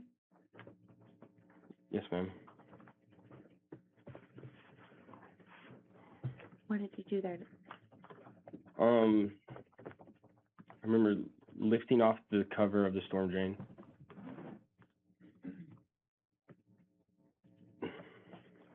And then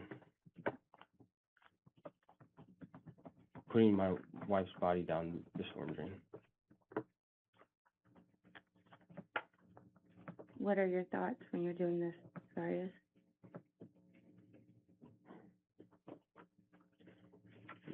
More disrespect,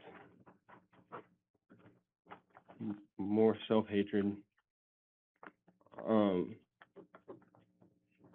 I remember I just felt so hollow and empty and just disgusted and just hating what I was doing and hating myself for doing it.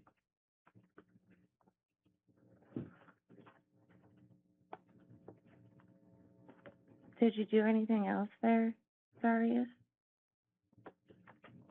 I put the manhole cover back on and then I just left. Did you put pillows down? Oh, yes, ma'am. Sorry. In the trash can, there was soiled bedding, had blood and stuff like that on it. And I put those down the cistern as well.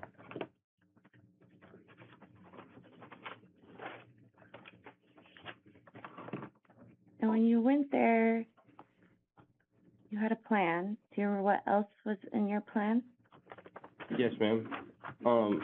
I brought along a gas tank I was gonna burn the bedding, but I decided not to. I just decided to put everything down the cistern.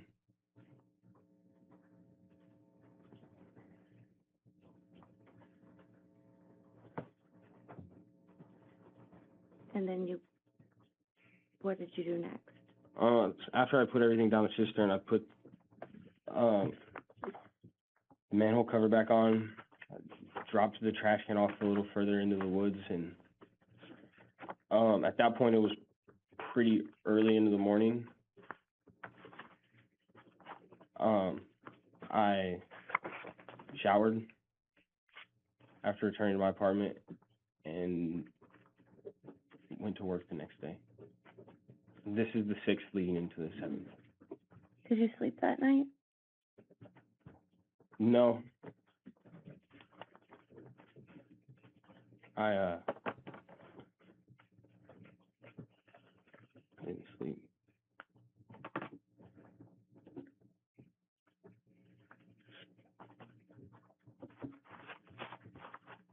And how did it feel going to work knowing everything that you had done?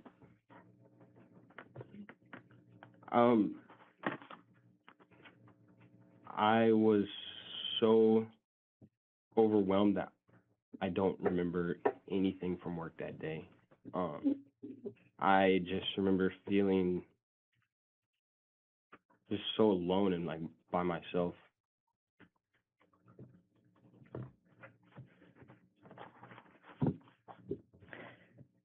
I want to take you back a little bit to earlier in August 6th when you were cleaning the bedroom.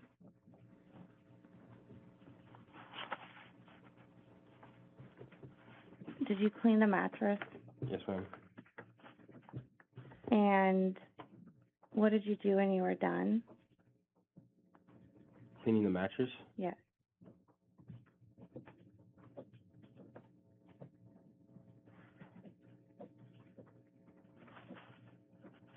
At this point, I started drinking, started getting drunk. I'm going to approach with State's Exhibit 166.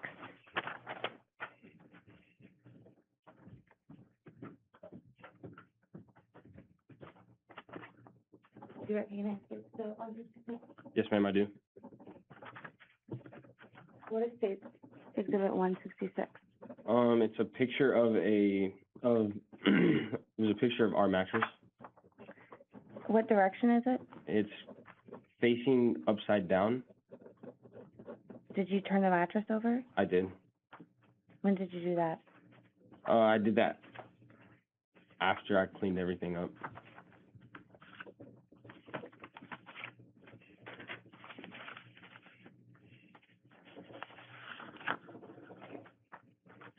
After you went to work on August 7th, what's the next thing you remember? I remember calling Marie and telling her what had happened.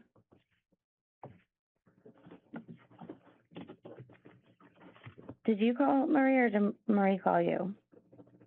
I think I think I used Soraya's phone to call Marie, but Okay.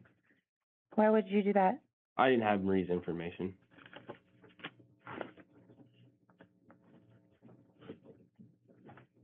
And let's talk about some of the decisions and things you did on August 7th.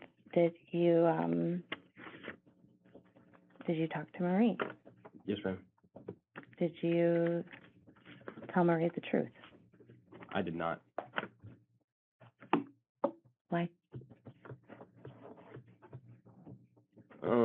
Because at this point,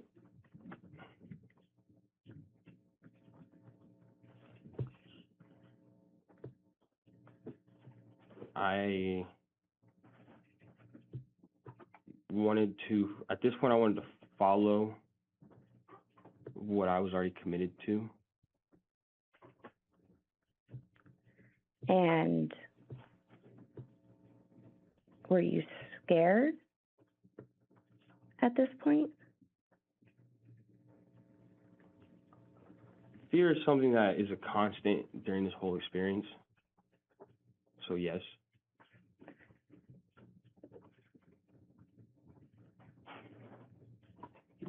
Do you recall if you called a missing persons report? I didn't. Were you with someone else when they did? I was. And did you participate in the phone call? I did. Okay. And then do you recall if you spoke to a police officer and provided a missing persons report? I did. And you didn't ask for help at that time? No, ma'am. You lied. I did.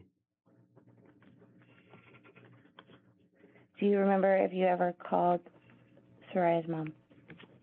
Yes, ma'am. After we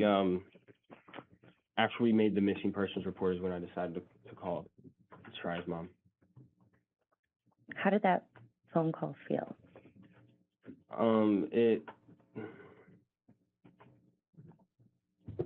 Once again, it felt disrespectful. Why? Because I knew that her mom was going to fly halfway across the country to help with a missing persons case that I knew wasn't missing. But you made the call anyway, I did. and you didn't tell the truth in that call. I did not.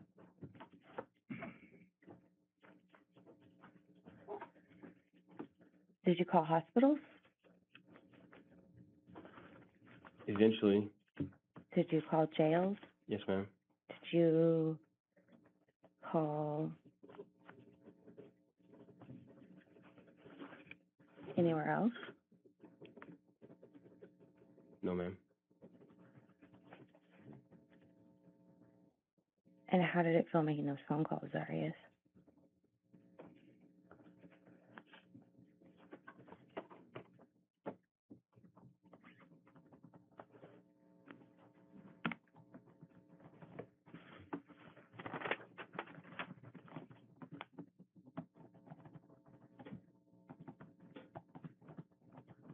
Just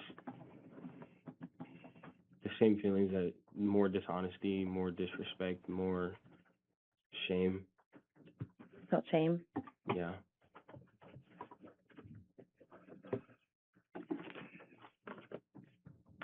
Did you participate in a search party? I did. How did that feel? It felt incredibly dishonest and disrespectful. Essentially, my family away from my family, and then everyone else involved in my battery showed up, and it just felt just incredibly dishonest. Like, people I consider family were there helping a search party. Someone that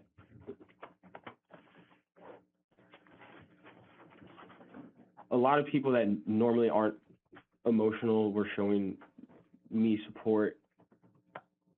They were just showing me a lot of love for what was going on.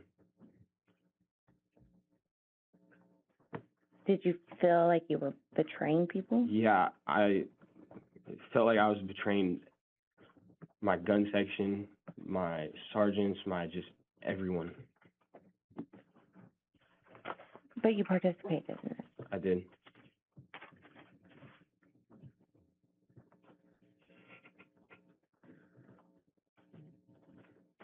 Do you remember when you spoke with Detective Clark and let him in your apartment? Vaguely.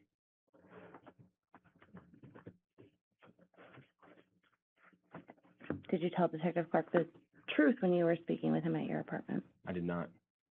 Why not?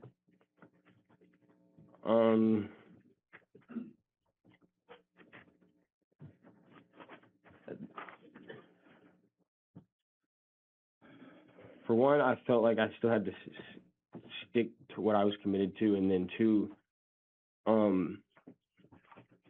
he's a detective, so I just didn't feel like telling him the truth. Did you feel that if you told Detective Clark the I'm gonna truth? object to leading. Sustained.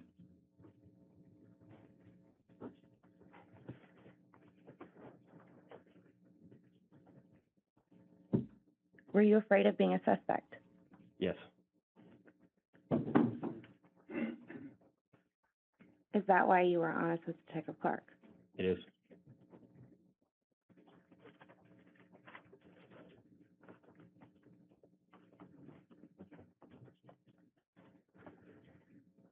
And you talked to multiple police. Yes, ma'am. When you were speaking with them, were you afraid that you'd be viewed as a suspect? Yes, ma'am. And is that why you were not truthful with them? Yes, ma'am.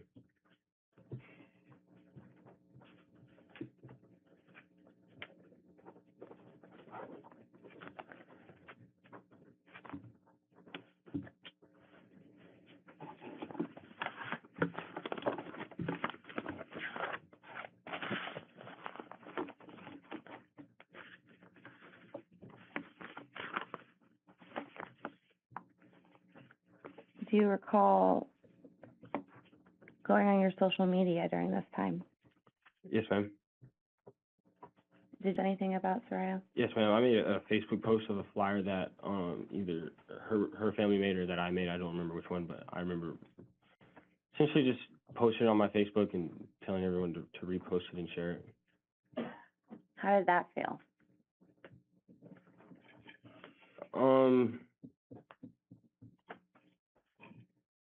Misleading, disrespectful. I felt like I was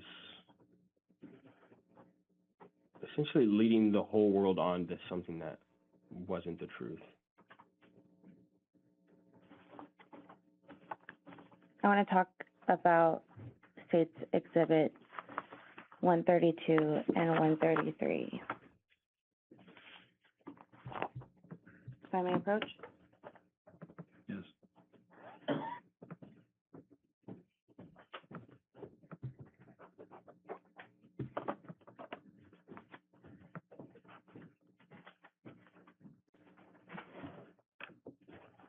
Do you recognize State's Exhibit 132 and 133? Yes, ma'am. What are they?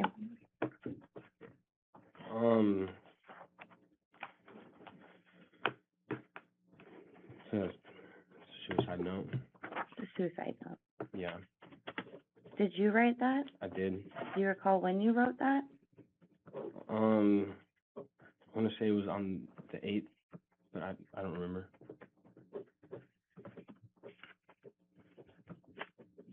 What thoughts were going through your head when you wrote that? I felt alone. I felt like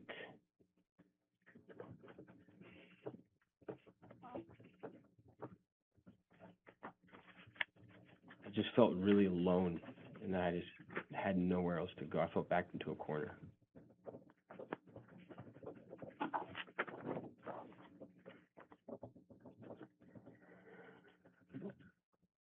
Did you,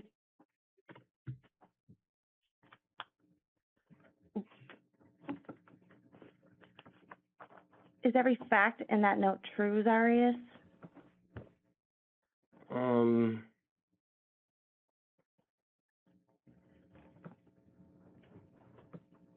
I'm not sure there's any facts in this note. Did you talk about Soraya in that letter? I did. Is there a reason why where she is not included in that note?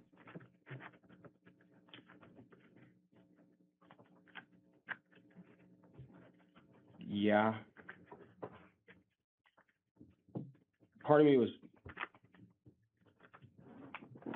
in denial.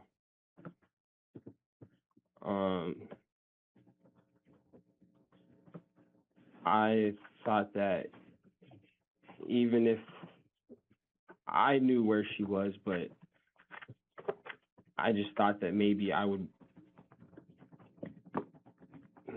just felt a lot of in denial. Do you remember where you were when you wrote that note? Yeah, I was sitting on my couch. I'm gonna say, approach what's been admitted as State's Exhibit 136.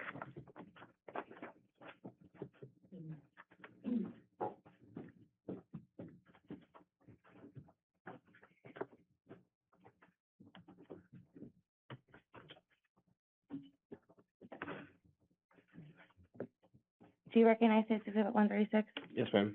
Is that the couch you were sitting on when you wrote that note? Yes, ma'am. What's in the couch? It's a gun. Was that gun next to you when you wrote that suicide note? Yes, ma'am. But you didn't go through with that. Why not?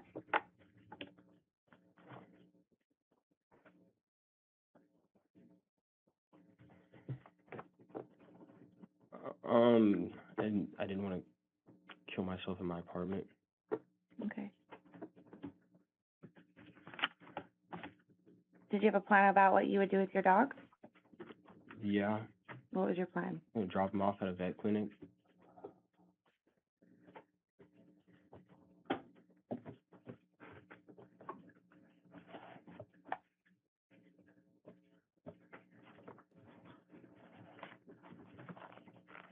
Do you recall everything that you did between the time that you woke up and found your wife deceased in your bed and the time she was found where you left her? I do not. I want to talk to you about some of the things we've heard in this trial about what you were doing on your phone. Yes, ma'am.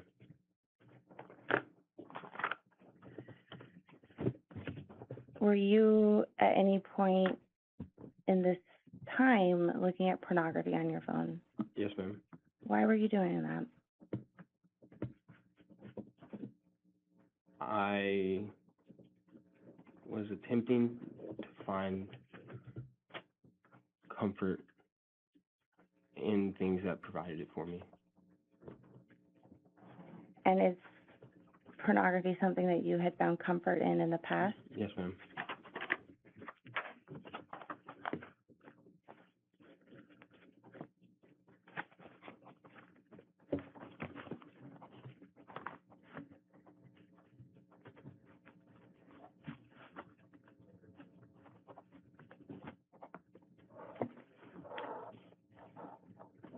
Is alcohol something you had found comfort in the past?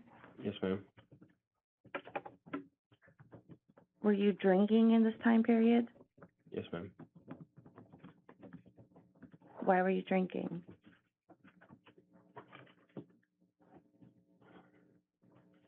I just did not want to be sober. Was the drinking in this time period to you the drinking that you did on your 21st birthday? No. How is it different? The drinking I did to celebrate my 21st birthday was celebratory, and this drinking was more to drown.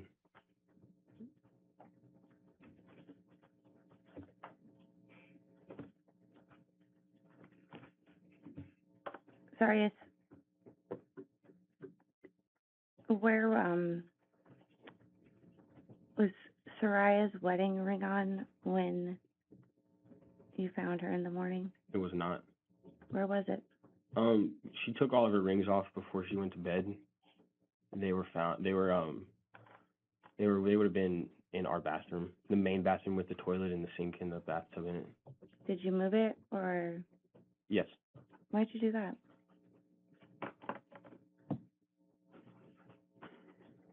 I didn't feel like I deserved it.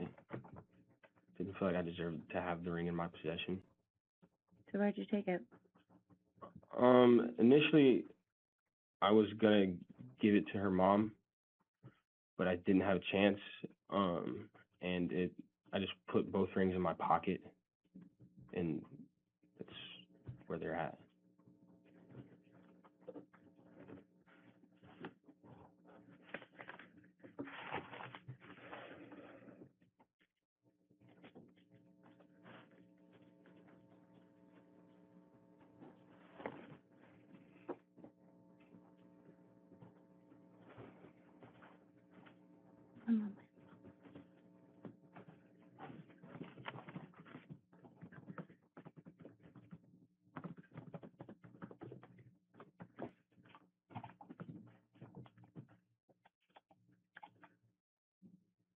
Sorry, that's all the questions I have for you now. I believe the state will have some questions for you as well. Yes, ma'am. Counsel, can you approve?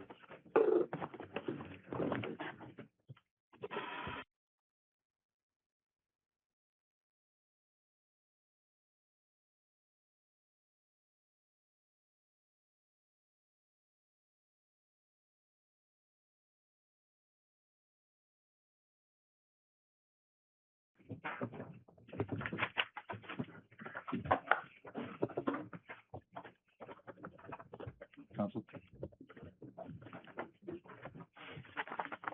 Thank you. Good afternoon, Mr. Hildebrand. Definitely. I want to start by talking about Soraya.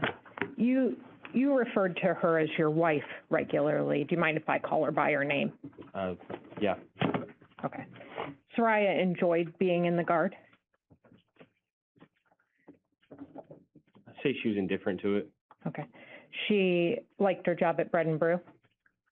Indifferent to it. She liked some days, didn't like some days. Okay. She had close friends? Yeah. Okay. Marie was one of them? Yes, ma'am. She had friends that were close at work? Yes, ma'am. Okay. Her and Marie went out together regularly? Yes, ma'am. They went to the gym together? Yes, ma'am. They talked every day? Yes, ma'am. They went paddle boarding, kayaking, had bonfires? Yes, ma'am. Okay. Soraya was planning for her future? Starting to. Yeah. She'd enrolled in school? Yes, ma'am. She wanted to be a combat medic? I don't think she wanted to be a combat medic, but it was a stepping stone towards what she wanted to do. Which was what? An anesthesiologist, Okay. Big dreams?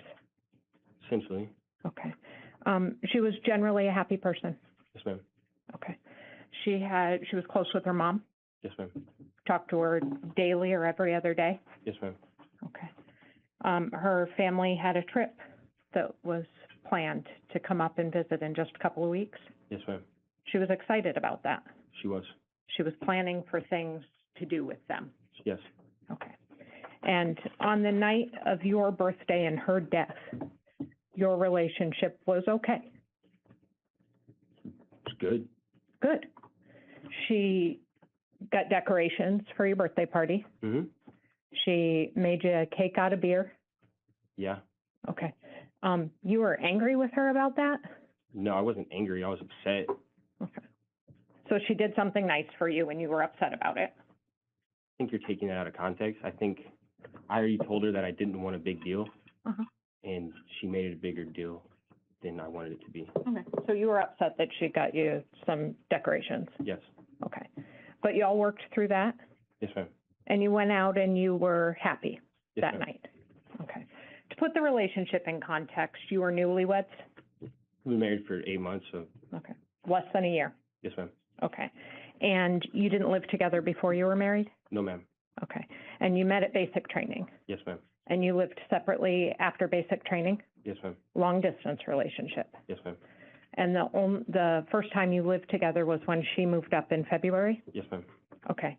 And you were already engaged in this online relationship with Charlotte by February? I don't know. Well, you talked about it starting when you went to the field in February or March? Yes, ma'am. Who's Okay. Charlotte? Or, I'm sorry, Cheyenne. Cheyenne, you were already engaged Yeah. in this relationship when you went to the field in February? Yes, ma'am. After your brand new bride had just moved with you? Yes, ma'am. Okay. And you continued that through March and April, Yes, ma'am. and Soraya found out about it, She did. and she forgave you? Yes. You gave each other your passwords to your phone? Already had those. She already had those before this, but yeah, Okay. But you didn't stop talking to Cheyenne? I did not. Okay. But she didn't bring it up again until the evening of your birthday? I don't know. Did she bring it up prior to the evening of your birthday? No, ma'am. Okay. So as far as you're concerned, everything in your relationship with Soraya was good? Yes, ma'am. Okay. I want to talk about the guns in question. The Sig Sauer belonged to you? Yes. Okay. And had you gotten that gun recently? Had it 3 or 4 months previously. Okay. You were searching the features of that gun before you went out that day, right? Yes, ma'am. Okay, you spent some time online about 3:50 in the afternoon looking at that gun. Yes, ma'am. Okay, you were looking at other guns that day too? I was. Springfield XDs? Yes, ma'am. You were looking at different armories? I was. Okay. And then the Glock was a gun you were holding for who? Just someone I was in the Army with. You don't know their name? Not anymore. Okay. Neither of those guns belong to Soraya? No. Okay. You both went through basic training, Yes, ma'am. so you have some familiarity with guns. With rifles. With, primarily in basic, you deal with rifles, right? Yes, ma'am. But you said Soraya had shot the, Sig Sauer? Shot a similar Sig Sauer in the National Guard. Okay. So she had familiarity with handguns. Yes, ma'am. Okay, as did you. Yes. Okay. And did you have specialized training with handguns? I did not. Did she? I don't know what you consider specialized training, but I never qualified with a handgun, and she did. Okay. She did. Yes. Okay. So I want to talk to you a little bit about some of your testimony. You were asked probably no fewer than 15 times the emotions you were feeling after you found your wife dead and dumped her body. You described deception, right? Yes, ma'am. You described guilt. Yes, ma'am. You described disgust. Yes, ma'am. You described shame. Yes, ma'am. You described anger at yourself. Yes, ma'am. You described betrayal. Yes, ma'am. You described fear, Yes, ma'am. substantial fear. Yes, ma'am. You described stress. Yes, ma'am. You described exhaustion. Yes, ma'am. In all of the times you were asked, you never once said grief, did you? I did not, but I did say loss. Okay. You never said sadness, did you? I said emptiness. Okay. You testified that you went through this elaborate lie of your wife being missing and telling everybody that she was missing because otherwise people would assume the worst. Yes, ma'am. What's the worst? The situation I'm in now. What is the worst? Going to jail.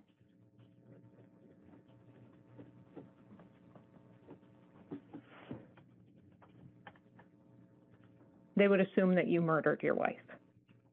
Yes. Okay. And you have testified that after you were at Willowa, essentially, you have no memory of the evening. Yes. Okay. That gun's a loud gun to shoot? Say again? That gun is a loud gun to shoot? I mean, relatively to a normal person, yes. Okay.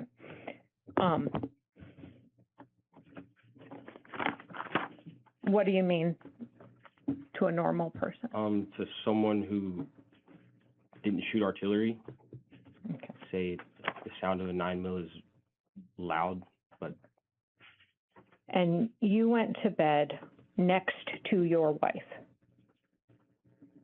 I can't tell you for sure because I don't remember. Okay.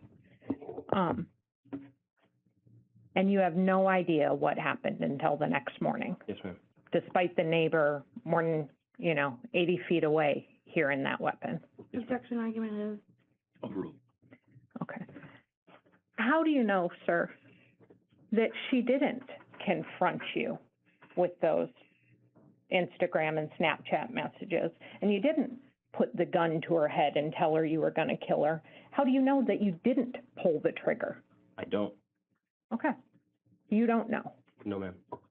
You want the jury to believe that she did this to herself? Objection. Overruled. It's not up to me what the jury believes. Okay. Despite the fact that she was otherwise happy in your marriage, yes, Yes. and planning for her future Yes. and your future, Yeah. and tried to have a good evening with you on your birthday, Mm-hmm. and had forgiven you for text message infidelity in the past, right? Yeah. Okay. So you don't know that you didn't kill her.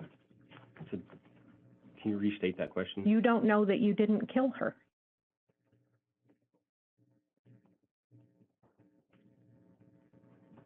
I'm not sure how to answer that. There's a lot of do's and don'ts. It's just too complicated. Do you know if you pulled the trigger, sir? I do not. Okay.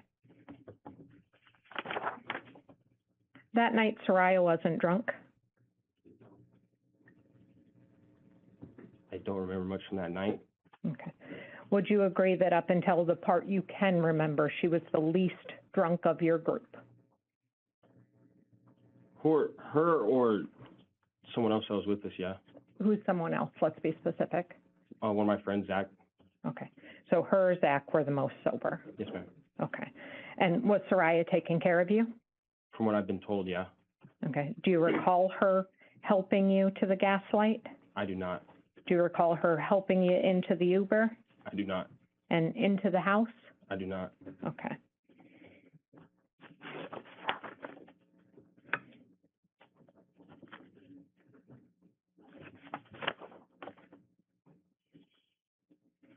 You kept that gun loaded Yes, ma'am. with a bullet in the chamber? I did. Okay. What do you have to do to fire it? Take the safety off and pull the trigger. How do you take the safety off? Thumb switch. Okay. And pull the trigger Yes, ma'am. once? So I want to get to, because you don't remember anything about her death, I want to get to the morning when you wake up. Okay. You were soaked in blood? I was not. Okay. You've seen the photographs of the mattress, I have. and you were laying in bed with her? Yes, ma'am. Okay. You didn't call 911. Correct. You didn't take life-saving measures. No, I did not. Okay. You didn't run outside and ask for help. No, You didn't call her mom. I did not. You didn't call her best friend. No, You didn't call her command. no. You started planning how to protect yourself.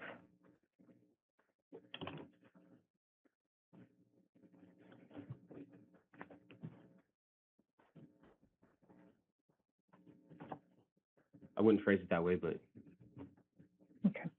You started planning how to dispose of her body. I started planning on what I was going to do next. Okay. And the first thing you did is you went to the Alaska Bush Company homepage, right? I don't remember doing that, Okay. but Were you looking for a potential other alibi or excuse, some other thing you could blame her death on? I can't tell you what was going through my mind because I don't really remember looking that up. You mapped to the Castle Mega Store Mm-hmm. before you texted her into work. Yes, ma'am. Why'd you do that? Can't really tell you because I don't remember. Okay. Again, were you planning some other potential excuse for what had happened for her? At that point, I hadn't had a plan together. Okay. But you started getting the plan together when you texted her work. Yes, ma'am. And you texted Nadia Jones, her immediate manager, Yes, ma'am. and you told her that she had food poisoning. You texted her as Soraya, Yes, ma'am. and you told her that she had food poisoning I did. and that she wouldn't be into work today. Yes, ma'am. And she told you to call Craig or message Craig? Believe so. Okay. And you didn't know that Soraya had Craig's number saved in her phone under a different name? Did not. Okay, so you didn't call or text Craig? Right? Okay. What was the first thing you did to clean up her body?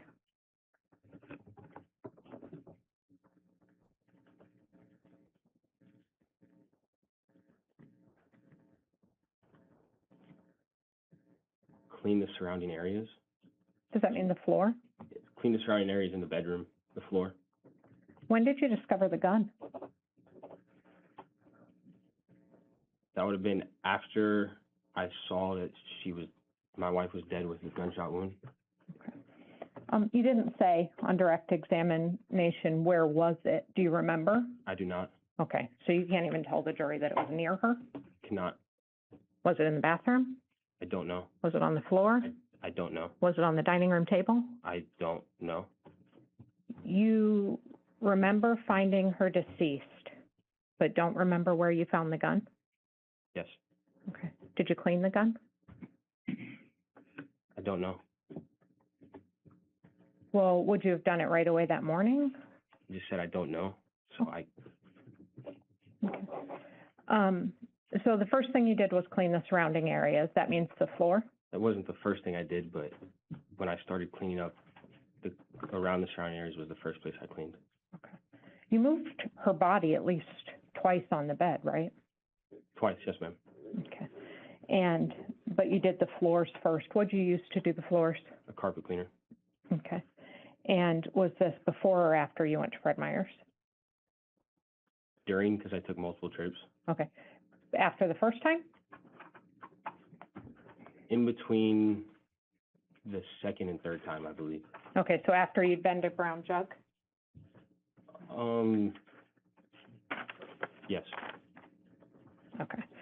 So after you've been to Brown Jug, you don't start cleaning until then? yes, Okay. But you deleted the photos on her phone before you went to Fred Meyer's at all? yes, ma'am. Okay. You deleted the photos on her phone at 11:30? Yes, ma'am. Okay. And why did you delete those? They were embarrassing. Is it because they show motive? Because they were embarrassing. Okay. Could they also be a reason that somebody would suspect you for murder?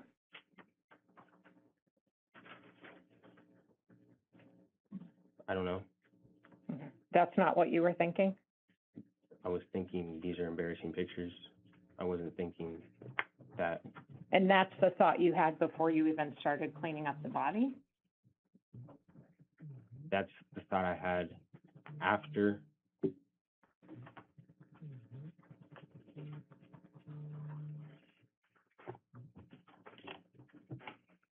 It's the thought I had after I found her body. You thought these photos are embarrassing. And they're also something somebody could look at and would say was a motive to kill her. Right? I don't, I'm sorry. Overruled. I don't see it as a motive. Well, you testified that, you had to get rid of the body and you couldn't tell anybody because people would assume the worst. And the worst is what you said that you might be in trouble for this. Yes, Okay. So you delete the photos at 11:30. You go to Fred Meyer's at 12:26, right? right, You go to Brown Jug. correct. You text your dad. And we didn't talk, Miss Brewster talked about, the photo of the alcohol. But you told your dad that maybe you had a little too much fun. Yeah, We asked a lot about what's going through your mind. What's going through your mind when you tell your dad that maybe you had a little too much fun last night? I just drank way too much. Okay. Your parents have always been loving and supportive. Yeah, You're proud of being adopted, yes, proud of how they raised you. yes, You were connected to them. yes, Your mother has supported you throughout this. she has. Okay. You didn't ask your dad for help. Of course not. You told him you had a little too much fun last night. Yes, So then after Brown Jug, it sounds like that's when you started cleaning up the surrounding area? yes, ma'am. Okay. And you did the carpet. What else did you clean then? The carpet. And then after I retrieved the trash can, I moved my wife's body into the trash can and started cleaning the bed. Okay, I'm not to the trash can quite yet. I want to know, after Brown Jug, did you pour yourself a drink immediately? I don't remember. Did you drink? You said you wanted to numb things. Did you drink while you were cleaning up? Yes, Okay, because we saw the picture with your dad. You sent your dad already had ice in the cup, right? yes, ma'am. Okay. I presume you start drinking then? Can't say. Okay. So, if you pour yourself a drink, where is Soraya's body while you're having a sip of that Four Roses? Either in the bedroom or in the trash can. Is it fair to believe that you began drinking when you texted your dad that picture with the ice in the cup? I don't know, Or was that just for show? just for show, I believe, but Okay, I don't know. just making like the lie more elaborate, I wouldn't consider it that, more believable? no, No, it's fair to assume if you put the ice in the cup, you mean to pour a drink and drink. And you hadn't bought the trash can yet, right? correct. So where is Soraya's body when you're sitting and sipping on your Four Roses? If I would have sat down and drank, it would have been in the bedroom still, but I don't remember sitting down and drinking the Four Roses. Okay, well, you testified on direct that you drank to numb. Yes, When did you drink? throughout this whole process. Okay. So while her body's still on the bed? Yes, ma'am. Okay. And so you clean the floors, then describe for the jury with as much detail as you can how you moved her body.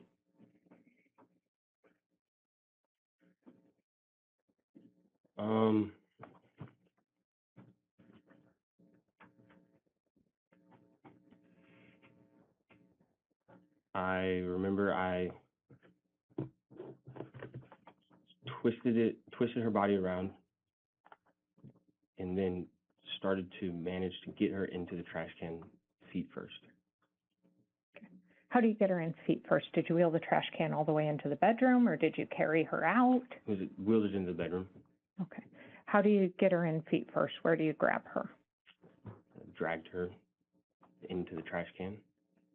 Well, the trash can's this high, right? Yeah, And the bed's yeah, 2 or 3 feet lower. So you pull her by the legs? yes, ma'am.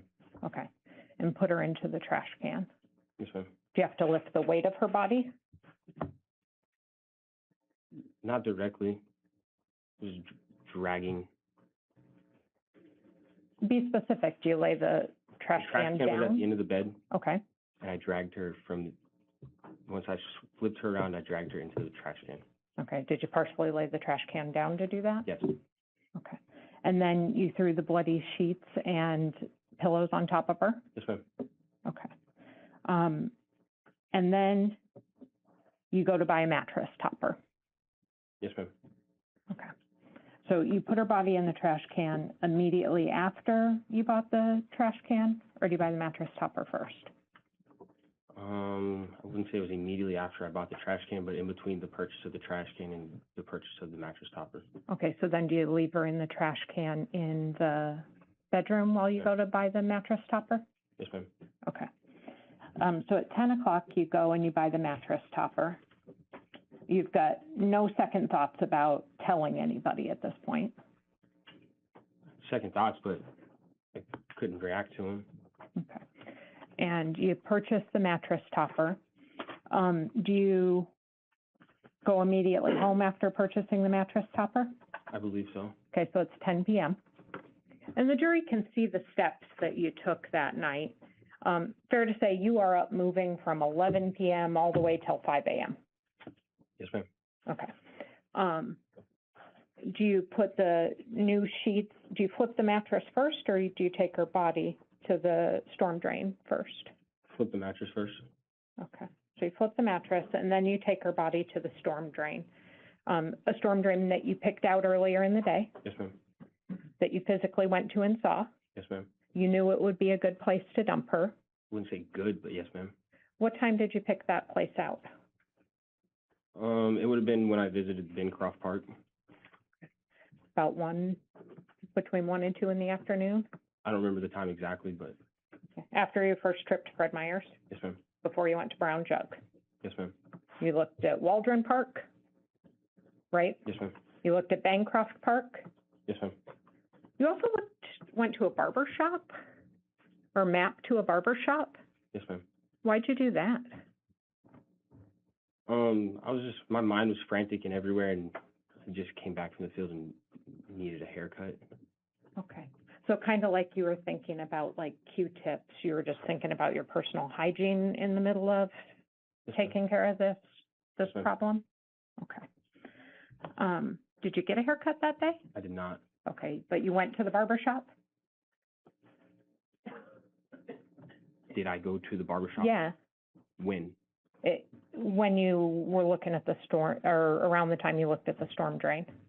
I don't think I did. Okay, you just did a map search there? Yes, ma'am. Okay. And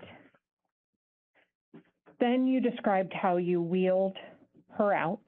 Yes, ma'am. Is there a ramp leading outside of your apartment, right? Yes, ma'am. Okay. Was that difficult?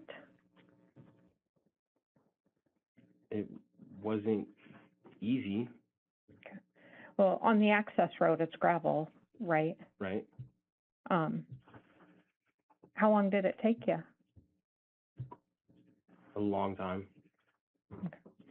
What time in the night was it? You said it was getting dark? It was dark at the time, and it took pretty much all night. Okay. And when you got her to the storm drain, you said you put her in there, but Yes, ma'am. you dumped her in there, right? I think those are similar verbiage. Okay. Well, it's 15 feet down. Right. You didn't place her gently. No, ma'am. Okay. Did you have to pick her up? Yes, ma'am. Okay, so you picked her up out of the trash can and put her in the storm drain? No, ma'am.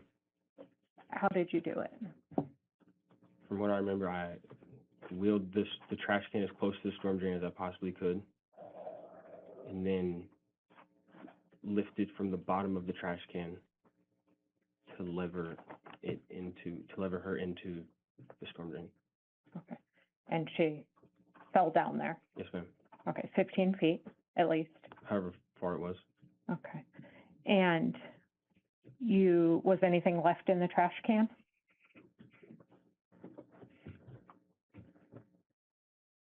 I took in the bed sheets out and the pillows out before I dumped my wife into the storm drain. Okay. So, And when you dumped Soraya in the storm drain, you put the pillows and the bed sheets on top of her? yes, ma'am. Was that to hide her or just to get rid of the bedding or both? Initially, I was going to burn the bedding, Uh-huh. which is where the smell from gasoline came from. Yep. But I decided to just put everything down the storm drain. Okay. And you decided not to burn it because fire means smoke, right? Yes, ma'am. And smoke attracts attention. Yes, ma'am. Okay, so you're conscious enough to be thinking about those kind of things. And you dump them down into the storm drain. There was a pair of gloves. Yes, Did ma'am. you wear those? I did. Okay. Those were your gloves? One of the pairs I had. Yeah, when did you make the conscious decision to put those on? And warm throughout the whole process. Okay. And you said you picked the exit that you did because there was no cameras? Yes, ma'am. Okay. You also talked about being like in a state of emotional numbness during that time, right? Yes, ma'am. Okay. But you weren't numb enough to not notice the placement of cameras? I lived in the apartment complex long enough to know where cameras were. Okay. And you actively chose a place that didn't have cameras? Yes, ma'am.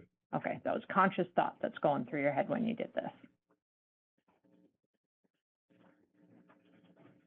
Yes, ma'am. Okay.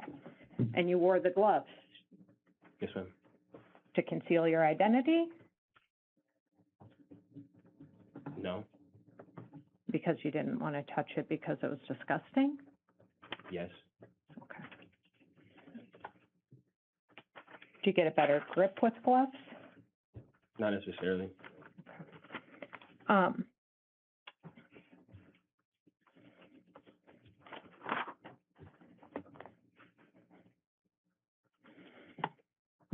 And then after you dumped Soraya down the storm drain,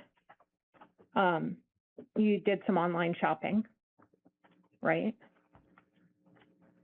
I don't remember, but that's what my phone records say. Okay. You looked at Patagonia, Yes, ma'am. you looked at some other outdoor gear brands. Yes, ma'am. Okay. You said you showered. Yes, ma'am. Okay. And then you went to work the next day. Yes, ma'am. Okay. Do you remember having kind of a lively group chat discussion about whether there would be PT that morning? I do not. Okay. Did you have PT that morning? I don't remember. Okay. But you went to work Yes, ma'am. and you acted like everything was normal. I did. Okay. And there was some discussion about whether you called Marie or whether she called you, but she'd been trying to get a hold of Soraya all day, right? Yes, ma'am. And you had Soraya's phone, I did. and you lied to Marie. Yes, ma'am. You gave her a thumbs up that everything was good. Yes, ma'am. Okay. And you told Marie a very calculated lie. Yes, ma'am. You told Marie that Soraya left for work. Yes, ma'am. She left for work at 10 a.m. Yes, ma'am. She was wearing all black. Yes, ma'am. She took her purse with her. Yes, ma'am. She left her phone, Yes, ma'am. and you hadn't seen her since. Yes, ma'am. And Marie was upset, right? Yes, ma'am. She was upset that you hadn't told her Told her, that Soraya was missing. yes, ma'am. Okay. And she encouraged you to call the police. Yes, ma'am. Okay. And when you called the police, Marie called the police first, right? Yes, ma'am. And the 911 dispatcher said, "Why are you calling? Why isn't her husband talking to me?" Yes, ma'am. Okay. And then you told them the same calculated lie. I did. Okay. That she left for work at 10 a.m., right? Yes, ma'am. She was wearing all black, Yes, ma'am. that she left her phone, Yes, ma'am. she had her purse and her wallet with her. Yes, ma'am. Okay. And you said you did that because you wanted to follow what you had already committed to. Yes, ma'am. Okay. And that you were having constant fear at this point. Yes, ma'am. Fear that you're going to get caught. Yes, ma'am. Okay. And you participated in a search party Yes, for ma'am. her. Well, first you called Meredith. Yes, ma'am. You told Meredith the same calculated lie. I did. You coordinated her making a flyer. Yes, ma'am. You posted that on your social media. Yes, ma'am. You participated in a search party. Yes, ma'am. You got your command involved. Yes, ma'am. You're getting indignant with people on social media when they accuse you of being disingenuous. Yes, ma'am. Okay. And you said during that time you felt dishonest and disrespectful. Yes, ma'am. Okay. That search party went right past the drain, right? Yes, ma'am. Were you with Meredith and Brittany when they went by the drain? I don't know. Okay. Do you recall diverting them from that area? I don't know. Okay. Do you recall lying to Detective Clark about trying to put Soraya on the other side of the park, essentially? Yes, ma'am. Okay. Again, because you had to stick to that commitment that you'd made to this lie? Yes, ma'am. Okay. Big on commitments, right? Sure. Okay. You were afraid of being a suspect, Yes, ma'am. and you lied to protect yourself. And then you talked about writing that suicide note. Yes, ma'am. Okay. And you're calling it a suicide note now? I am, yes, ma'am. Okay. Have you told other people that it's not? Yes, ma'am. In fact, you told your mom that it wasn't. I did. Okay. And that call was recorded, It was. and you know that your jail calls are recorded? I do. Okay, I'm going to move at this point to play your discussion with your mom about that note. We're going to play from 328. Are we marking this? What is the state? No, we'll just play it into the record as long as we put it near the audio. It's fine.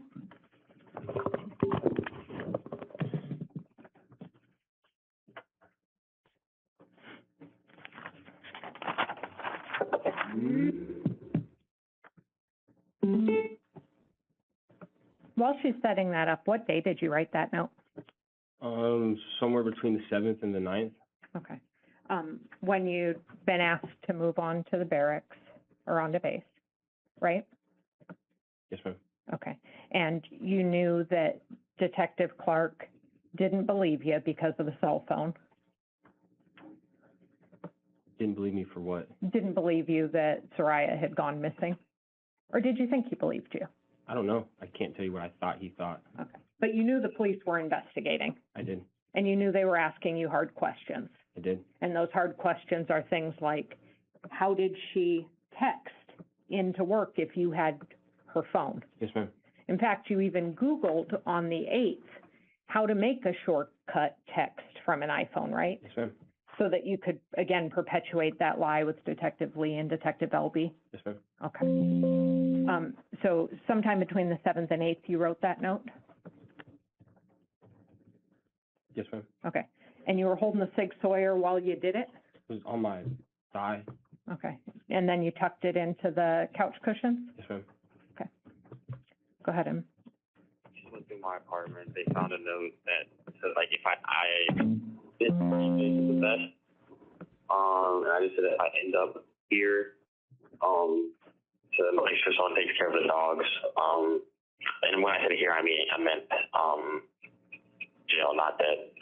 Oh, so it looked like a suicide note? Yeah, I told all the clinicians that, and they asked me every day, or for a while, they're asking me every day if I, wanted to harm myself or anything. I told them no, because I didn't. Good. I'm moving through here pretty fast. That's good.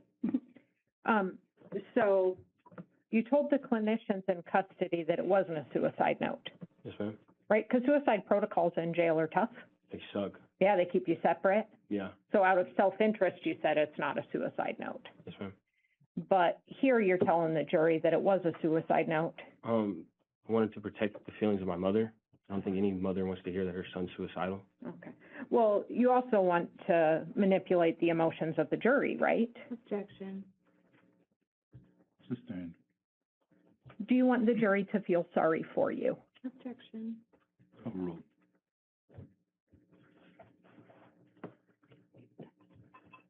I want the jury to use... No, I don't want the jury to feel sorry for me. Okay. It's not their job. Have you ever told your mom you were going to work your magic on the jury? Briefly, yes.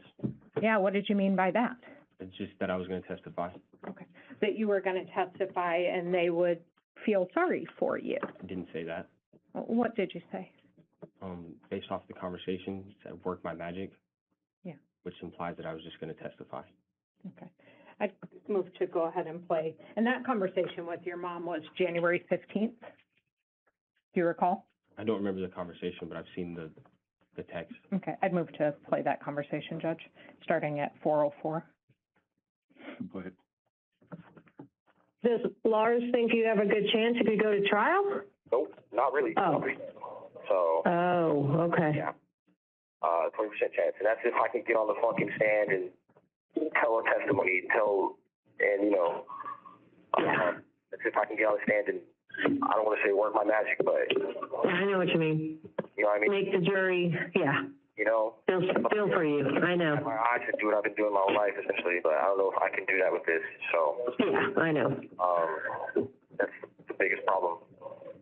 sure. But how's the video? Okay. So when you said, do what I've been doing my whole life, Talking. yeah, talking Yes. about your experience in foster care.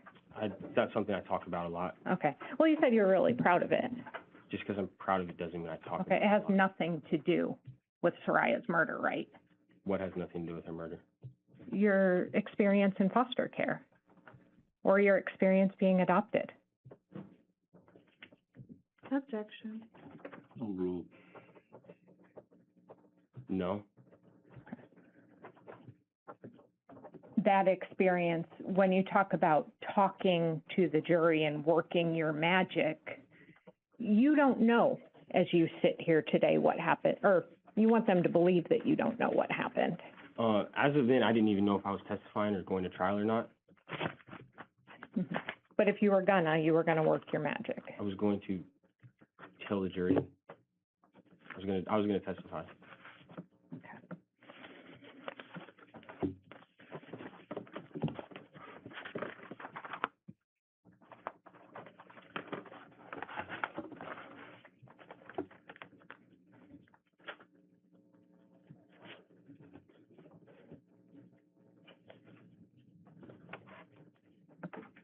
I just want to clear up just a handful of things.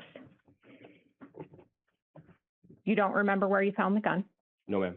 You don't recall if you cleaned it or not? Yes, ma'am. Or did you clean it? I don't recall if I cleaned it or not. Okay. You have no memory after you were at Willowa? No, ma'am, none. Soraya was not suicidal. She was not.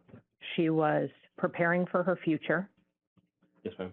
She was happy in general. Yes, ma'am. Your relationship was good. It was. She had overcome you texting Cheyenne in the past. Yes, ma'am. And you lied to every single person about this up and until this trial. Yes, ma'am. And you told your mom that you were going to testify and work your magic. Yes, ma'am. Okay? I think that's all I have. Thank you. Thank you.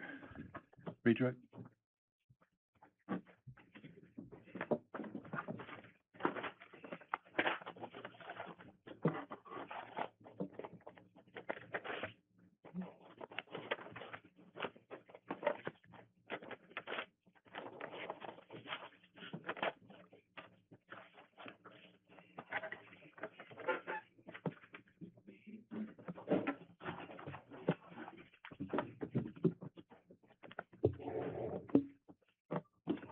Zarrius, have you ever testified before? I have not, no. And when you said work your magic to your mom, what did you mean by that? Just means I was going to testify. And what does it mean to you to testify? To tell the truth on what happened.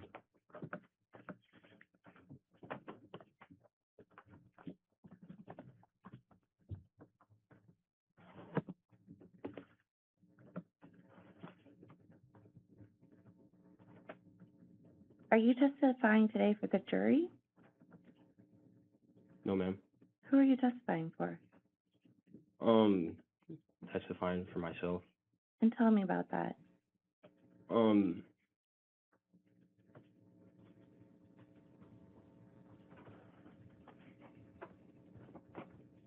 Regardless of the outcome of the trial, I needed to tell the truth. I needed to get the weight off of 3 years of a lie out.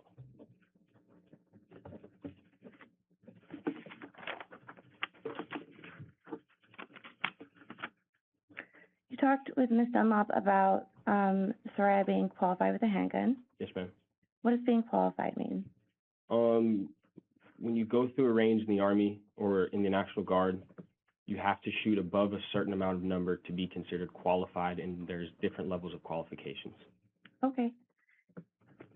And you were not qualified. No, ma'am, I was not. Do you know what level of qualification Soraya had? Usually they push for the second level of qualification. I don't know what it was. I know there's expert marksman, and I forget what the other one is, but usually when you qualify, they want you to be somewhere in the middle. And is that your ability to, is it like a target to distance type?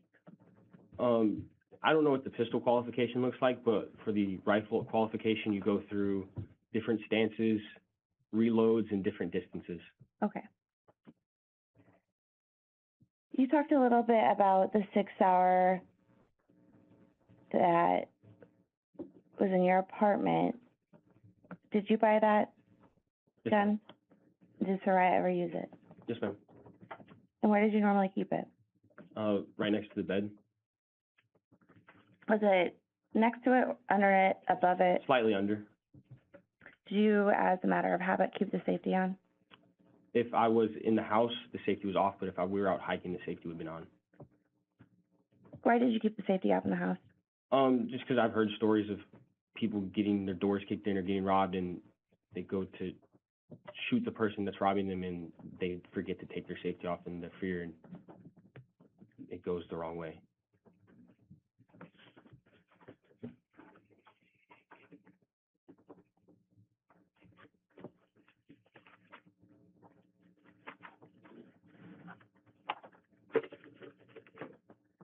You talked about not being soaked in the morning. I want to talk with Ms. Dunlop. I want to follow up on that.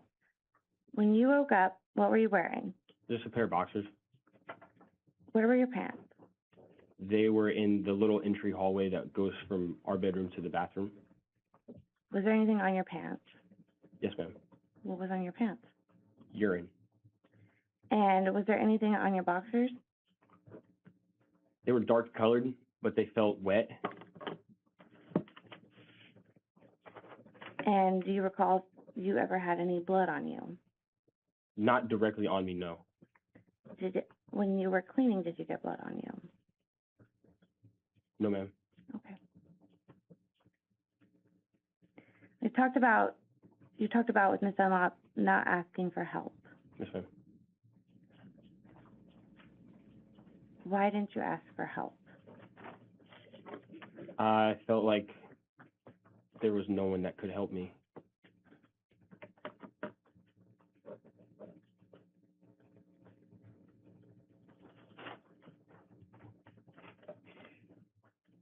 Not even your parents? No, ma'am. And you were close to your parents. Yeah.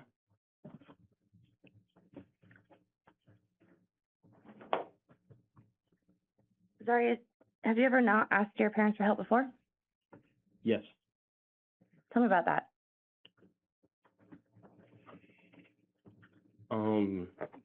Just with like normal stuff, you know, like I don't want my mom knowing I'm in financial trouble or knowing that I'm getting speeding tickets, getting pulled over, stuff like that.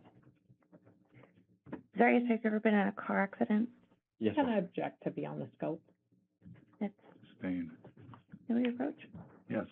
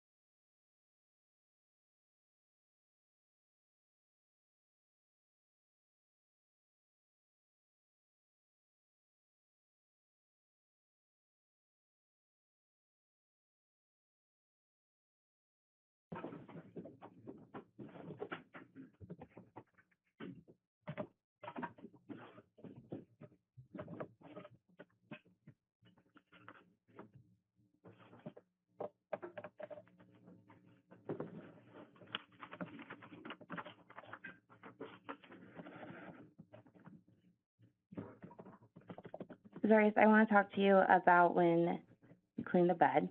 Yes, ma'am. You spoke with Ms. Dunlop about that. You've seen the pictures in this case of the bed. Yes, ma'am. Do you recall if there was anything different before or after? There wasn't the wooden slat imprints on there. Did the blood stains look the same after you tried to clean them up as they did when you first saw them? No. Tell us about that. They smeared, and actually in the process got bigger.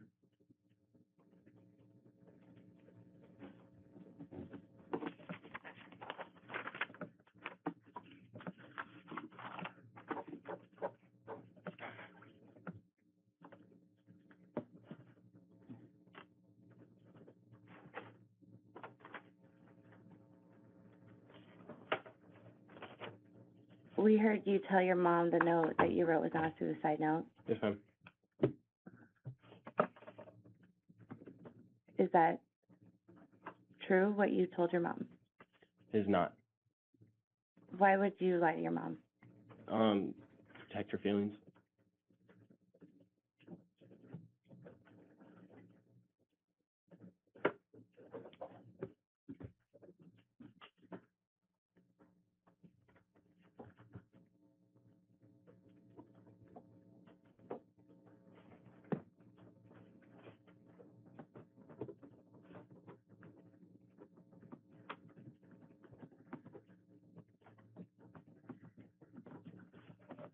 One second.